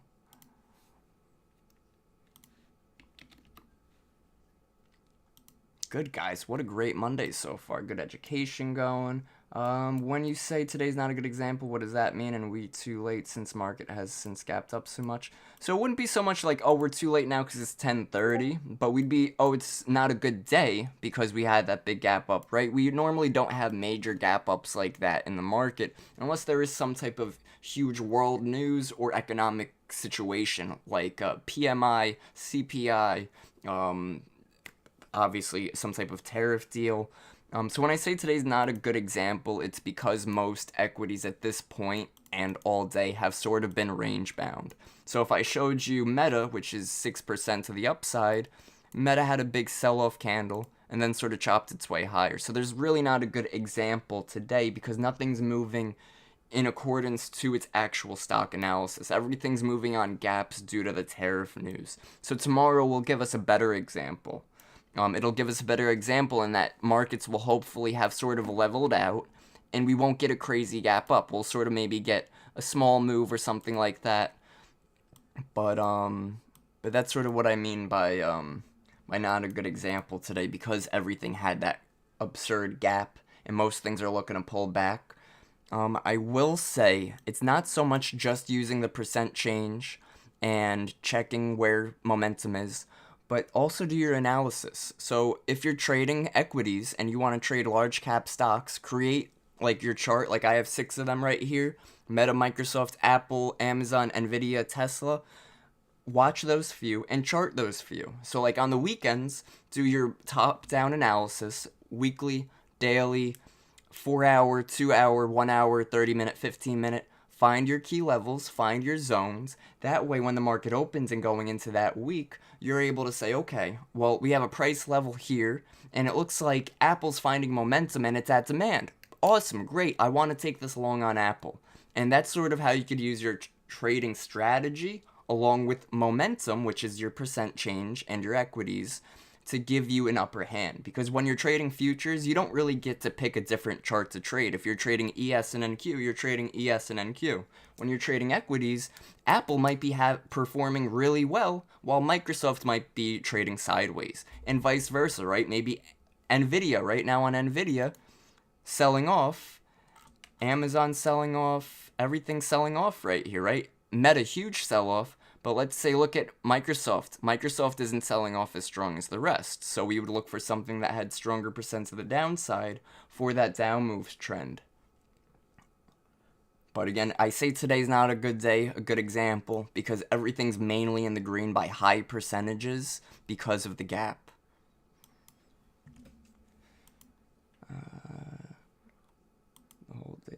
Yeah, no, bro, I'm kidding with you. Of course, man, of course. I know things get in the way. That's why I always record everything. Make sure everything's recorded so you guys can always go back.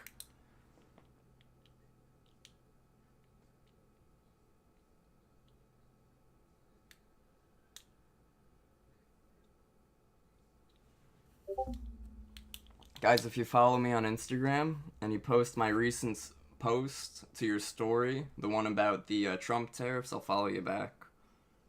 Trying to get more views on that. Not like I need it, but it would help. Why not?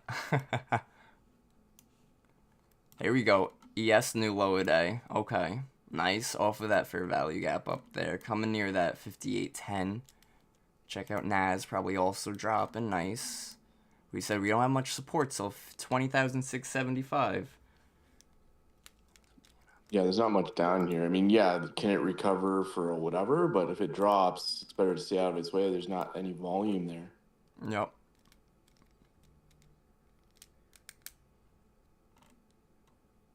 Now we have, here's that sell side liquidity I had marked out from overnight, and here's that price level, that 58.10 that I mentioned from pre-market 2 hours ago by now. But let's see how we react to a 58.08, and look at the sellers are here with a vengeance, man. CVD's negative 11,000 and climbing.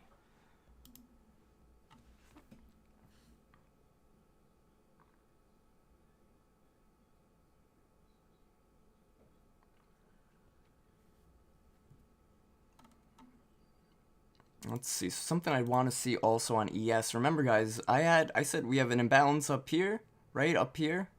But if we fail this maybe 5,800, we could probably drop another 20, 25, maybe 30 points on the ES. Same with NASDAQ. NASDAQ's already making that drop below 20,700. That's crazy, man. Yeah, man, I wish I shorted that. Wait, I did. This guy over here. Just showing off. I know, I was busy yapping. Excuse me for wanting to help people and answer questions. It hit the first sign of volume. Dude, that's crazy. The next sign is down at 670s. I mean, I technically didn't not call this move lower out. The low volume shelf, the fair value gap, and then rejecting this high right here at 58.39. We just ended up going on the equity charts after that. Oh, I'm all brag, man. I only took it for 5 points. Oh, nice.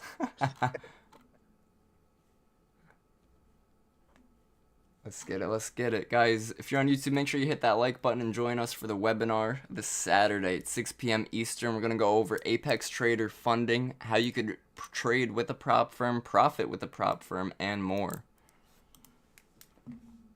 Oh yeah, I got to ask them about a code for a giveaway.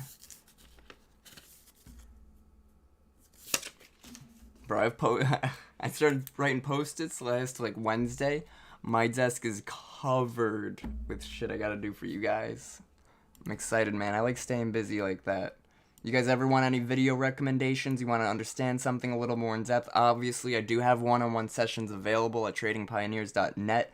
But if you want a specific, or you think that a lot of people could really find it useful, let me know what it is, and maybe I'll cover it in a video. That way you and everybody else could learn about it. Just like Random pointed out today too, that on TradingView, the paper trading, or I'm sorry, any trading, they have a template. You could save templates. There's no video on how to use templates on TradingView. Bracket orders and stuff like that. That's going to be a great video. Wow, guys, look at that 5810 area, 5805 on ES. The low volume down here, so volume hasn't picked up while we were trying to sell here. This might be, we'll see. 52 seconds left, we're going to wait. Gotta be patient, my guys. Always and forever. Rush a trade we shall never. Something I want to point out is the weighted index is holding its low of day right here. Look at this, guys. Weighted index has not made a new low of day. NASDAQ did make a new low of day. That's divergent. So again, I would maybe look to see if we want to reverse from this point and trap all these sellers. Look at the low volume we have down here. We've been trading down here for a little while, giving volume the chance to pick up. It really hasn't been too much. We do have 58.18, 58.19 as our next area of a low volume shelf that we could reject. But I do think we might want to find support and reverse back higher here, guys. 8 seconds left on this 5 minute. Really going to depend on how we close. The time saved by utilizing templates wisely is huge. Dude, 100%, man. 100. If you have the right template set up and saved and ready to execute, huge. Makes it a game changer. I'd really just be careful on any longs at this point. Would really need to see strength in equities back to the buy side because sellers have had momentum. Look at that, we just had our second legs to the downside too. So let's not try to chase anything. Let's just wait right here. We had confirmation of this zone, 58.10. We just retested it. Let's see if that's the retest before we want to continue higher.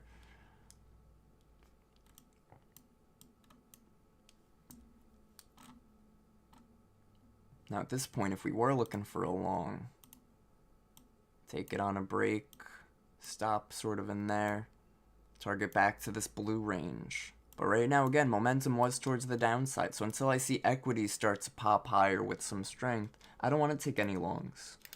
We will never, and something to remember, guys, if you feel like, you know, oh, we're selling off, but I really want to go long, we can't go much lower than this, right?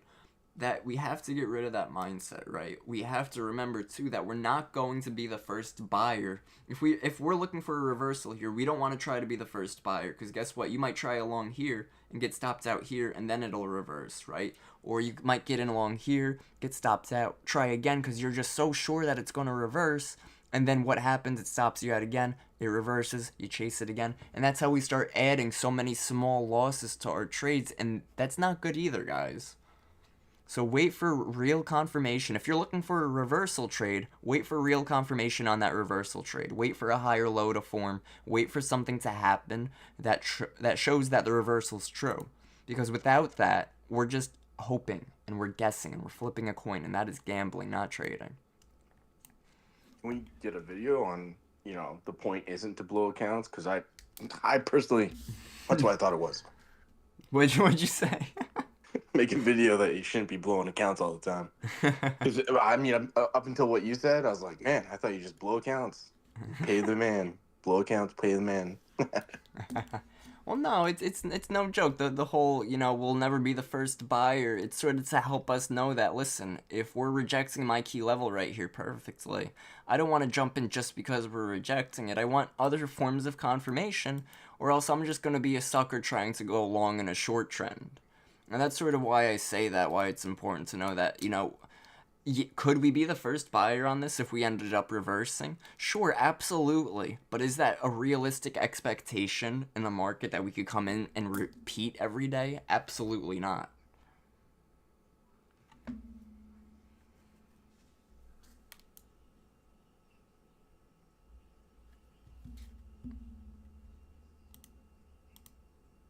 Nice, look at that, man. Oil broke that 62.72. That's pretty huge.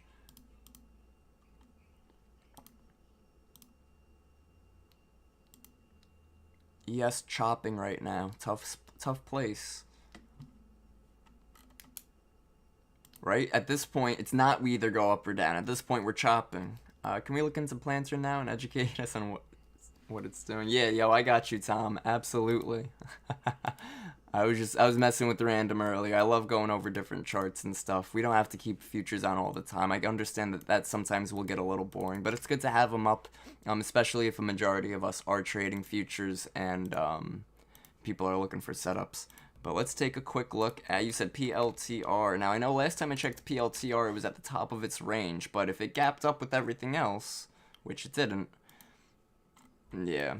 So I have the top of a Planter up here at a Palantir, I should say, from 120 to 125. Now, every time we moved into this area, we rejected it. We came into it again today. We did gap up a little bit. We opened and we rejected it.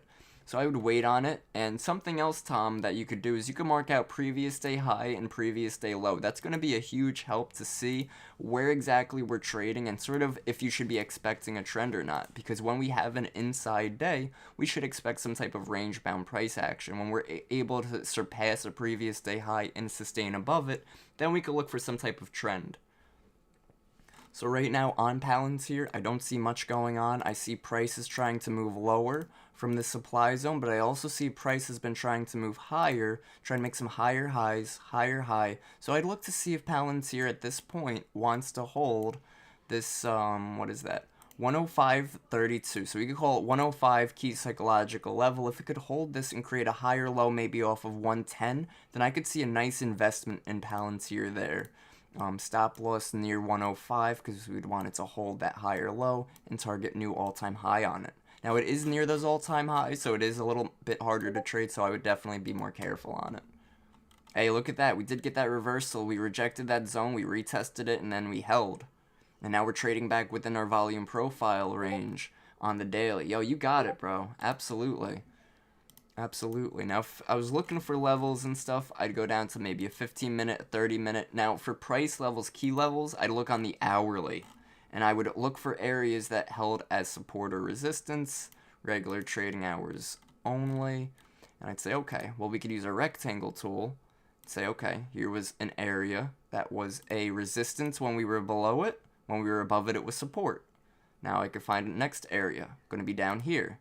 Same situation. It was resistance when we were below it, support when we were above it. And I would trade support and resistance on a stock like Palantir. Nice rejection. Nice reversal on ES there. Huge. Huge. Huge. Guys, YouTube, make sure you run that like button up. Don't forget, check out the volume profile video that I put out. It was a webinar I hosted this past Saturday. I'll make sure to post the link in the comments for you guys. And join me this Saturday for another webinar. Yeah, yo, random's not wrong, man. TW Barber, man. Gotta have multiple streams of income, not just trading. Trading's great. You know, if you can monetize trading to a point that you don't need a daily job, fantastic. But at some point, when you're consistent enough with trading, you'll sort of feel like, you know, I want to do something else.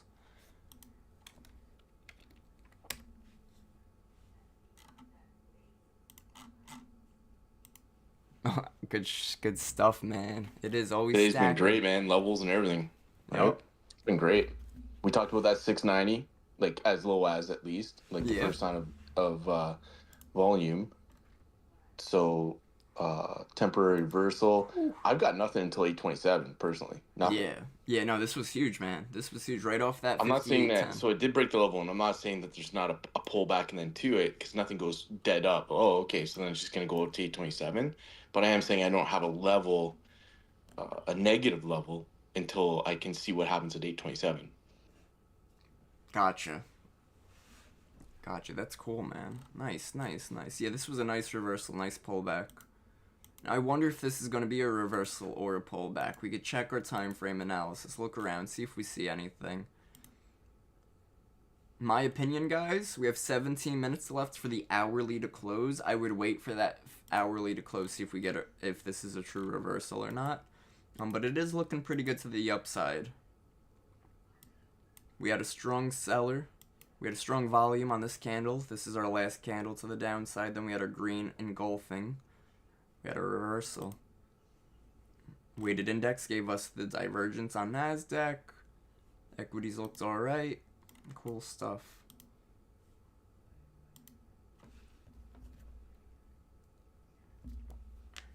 And yo, check this out. Palantir holding that key level, that 115 level, beautifully.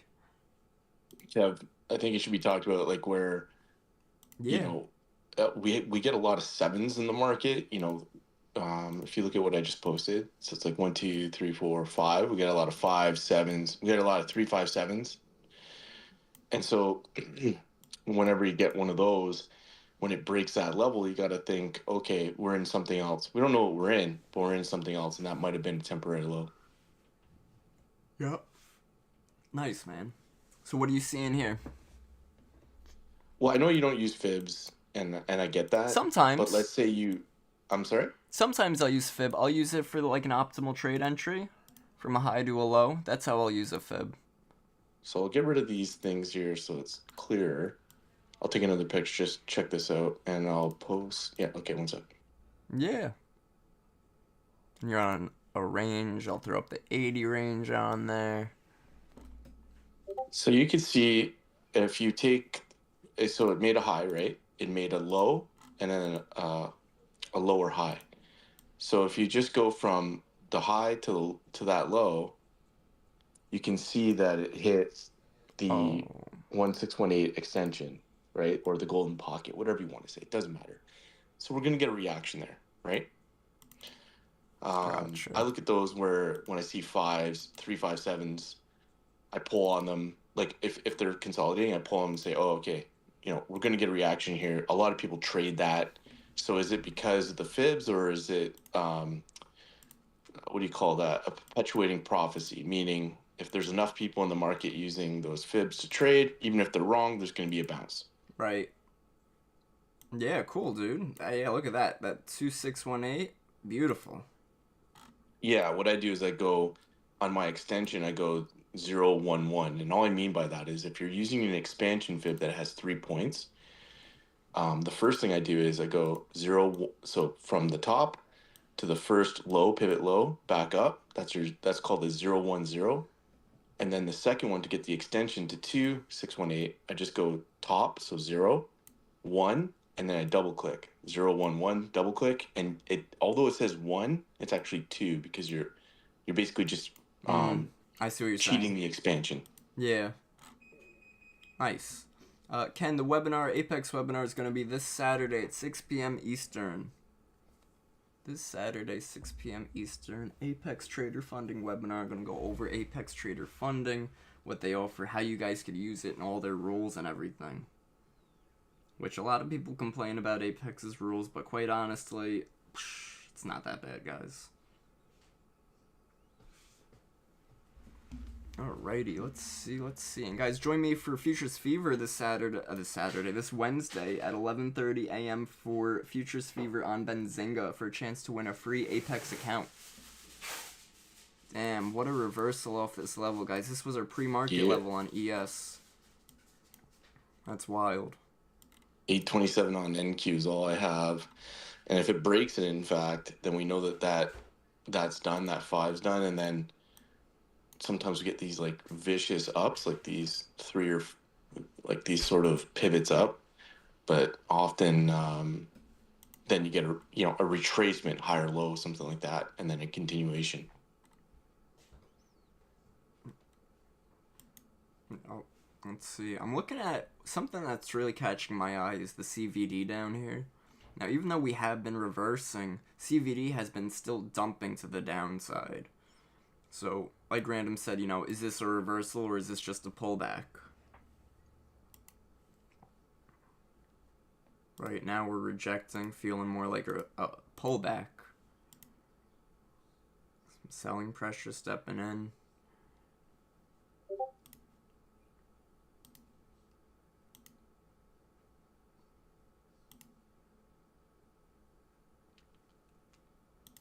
Yeah, I really like the volume profile lately, guys. Great tool. And you guys can use volume profile with something like the orb, right? So again, you're not just using one strategy, you're sort of using a few different concepts to understand market structure. That way you're not guessing anything in the market. You're taking more accurate trades that are more in your probability. You have an edge.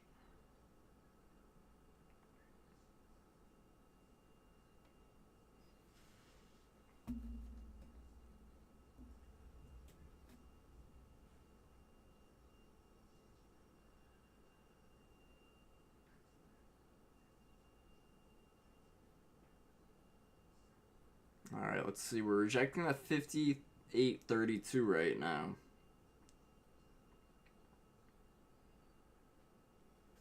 What up, Trader Ted? What's going on? Would you say TPO is good for long-term, like, options? I haven't used TPO. I've only used the volume profile. I think, Random, you use TPO, don't you? Oh yeah, yeah. I just don't show it because there's a lot to it. But yeah, I use it all day. Yeah, I have it on my screen all the time. What's the difference, or if you know the difference between TPO and the volume footprint? So a lot of people say that it's time spent, but that's a misnomer because volume is like market buys. So you pull a volume profile and you're seeing retail or maybe bigger traders that want to push towards something, but you don't know their intentions because they say that institutions they don't market buy, right?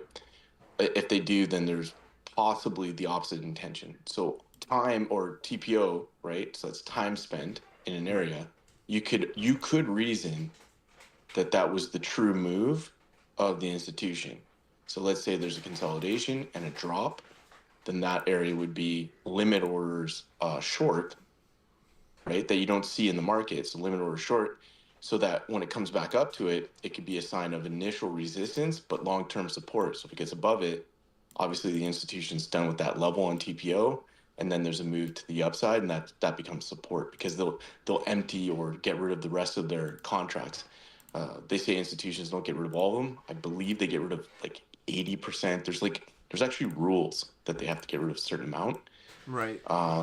Dalton used to work for a pretty large firm for most of his career, and he did a webinar on it once where he explained how much they can keep. Right. So imagine it goes down. He's going to have a risk manager in a meeting say, "Get rid of 20%. I don't care what your move is. Get rid of 20%." And let's say at a certain point they have to get rid of more. They have to get rid of, let's say, 50%. When it comes back up to that area for it to become support, that's where you could see them possibly market. This is all speculation from another guy, the guy that created Footprint, but they're going to get out. So they're going to keep shorting it to keep it in that area, and they're going to get rid of the rest of their contracts while loading up on more longs, right? So TPO is more, I look at it as institution and volume profile as retail.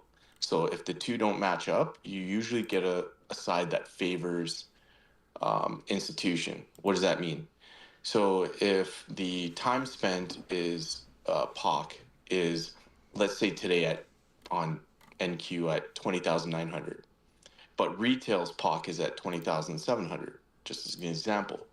There's a 200-point disparity between the two. So you would argue that institution's going to win.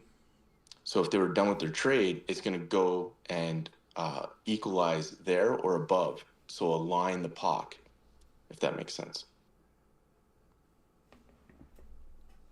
All right, go looking random. Go looking. I gotta get into TPO. Figure it out. Do you use it on TradingView? No, I used it on MotiveWave. It's you need pretty good software for TPO because yeah, it takes up a lot of computer like your RAM. Gotcha. So yeah, I would do that, or if somebody has Trade-O-Vate, I looked at it. It's okay. It's fine. Trade-O-Vate You has need real TPO. ones. Yeah. Trade-O-Vate hasn't. It's free, by the way, guys. So I think you have to activate it. I don't know how, but it is free. If you don't have to pay for it. TPO time price opportunity. TPO market Yeah. profile. Yeah. Yeah. Yeah. So one of the biggest trades TPO traders take is they look at the TPO and the volume profile. Now you're asking about swing trades or stock, and that's great. But the premise would be the same. So, where were they loading up to send it down to just buy it, right? And often you have, mom and pop selling at market. So the volume profile and the time profile are not going to align in that case. So if you're going to buy a stock and you notice that, hey, the volume is really low, the POC is really low on the volume profile in here, but the time POC on the TPO is pretty high and they're not aligned, and you believe it's going up, you could safely assume that it would go to that area of resistance, possibly flip it as support, and have continuation. Sweet. Appreciate the explanation, man. I'll probably look into it. If I look into it, I'll probably do it through Trade-O-Vate then. Because, yeah, TradingView, I just added, they have an indicator TPO. It's a little weird looking. But It's not great. It's not great.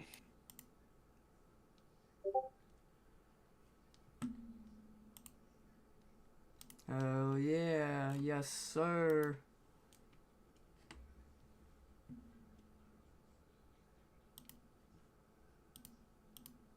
Damn, man. Oil on that drop, too.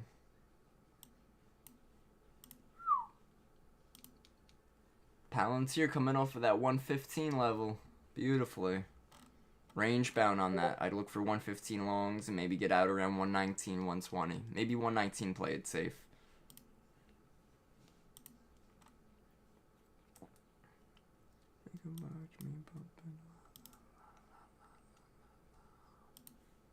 What's gold doing? Gold's probably still range bound.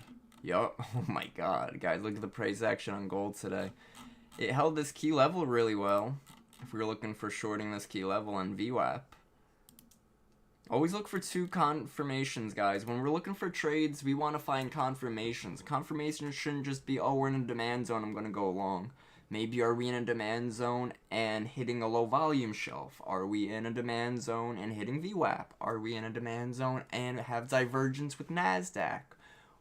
Give it more than just one confirmation. It adds probabilities in your favor. Because you have to think that there are traders taking just one confirmation. And those are the traders that are struggling with finding consistency. But if you're looking for multiple confirmations, you're adding the probabilities in your favor. Because you're looking for specifics and more than just one.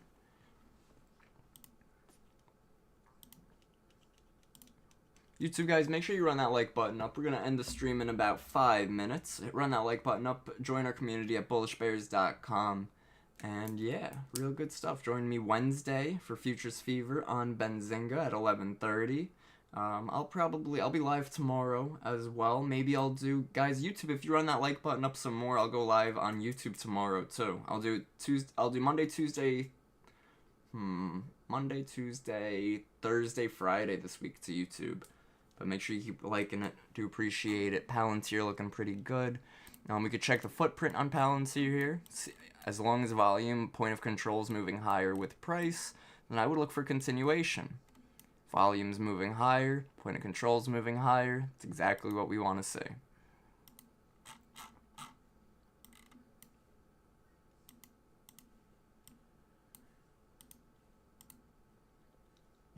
Now, something I have down here on ES, we have this fair value gap, and then we broke it and we inversed this fair value gap after we swept a sell side liquidity. So inverse fair value gap plus new fair value gap that formed over it.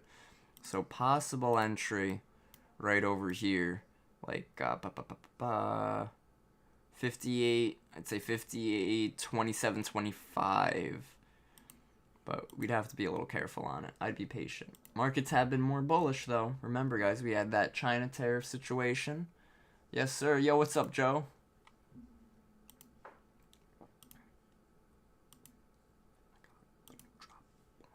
I'm waiting for crude to continue lower. Crude looks like it wants to keep dropping. Very good stuff today, guys. Great examples, good charting, good education.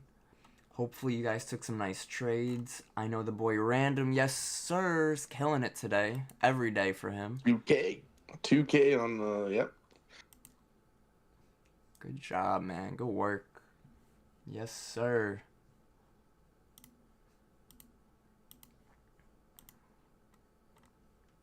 Here's that pullback. Pretty strong pullback here on ES. Let's see how we react to that 58, 27, 25 if we could get to it. Hey, you're welcome, Joe. I'm happy you enjoyed. Happy to hear that. Hit that like. Join me. I'm live Mondays and Fridays on here, but I'll be live tomorrow too.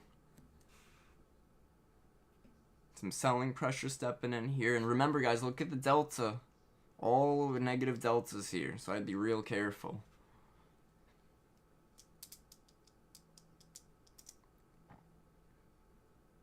Yeah, great stream, right? Yeah, I mean, all another our good levels one. hit, you know. Another good one. We've been killing it lately, bro. Fantastic. Time to empty the account. Time to go bankrupt. Yeah, right? Yo, we've been killing it. We're on a green streak. I lost everything again. Yeah.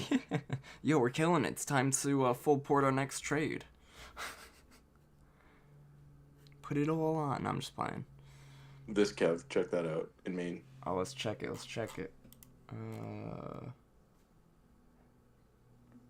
As a noob, I'm starting my week with singles on the MES to get on my feet. Hey, there you go, Fairchild. Thank you, bro. I appreciate it. And yeah, take it slow, man. Start with the MES. Maybe do 2 contracts because the markets are sort of getting smaller in range. But don't forget, you could also use the position tool to tell you how many contracts you should trade. Like how many you should trade to risk for your stop loss.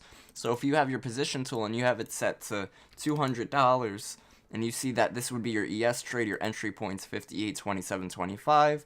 Your stop loss is at 58, 20, 75. Well, it tells me I could trade 0.6 contracts to trade to risk $200 on this trade. Well, I can't trade 0.6 ES contracts, but I could trade 6 micro contracts. So you would then take 6 micros to risk 200 on this trade with this stop loss. So definitely take advantage of that position tool. And trading multiple contracts. Oh, what are you sending me? NASDAQ. You gotta watch the whole thing. Watch this. He just smirks. His smirk is the best. Watch this.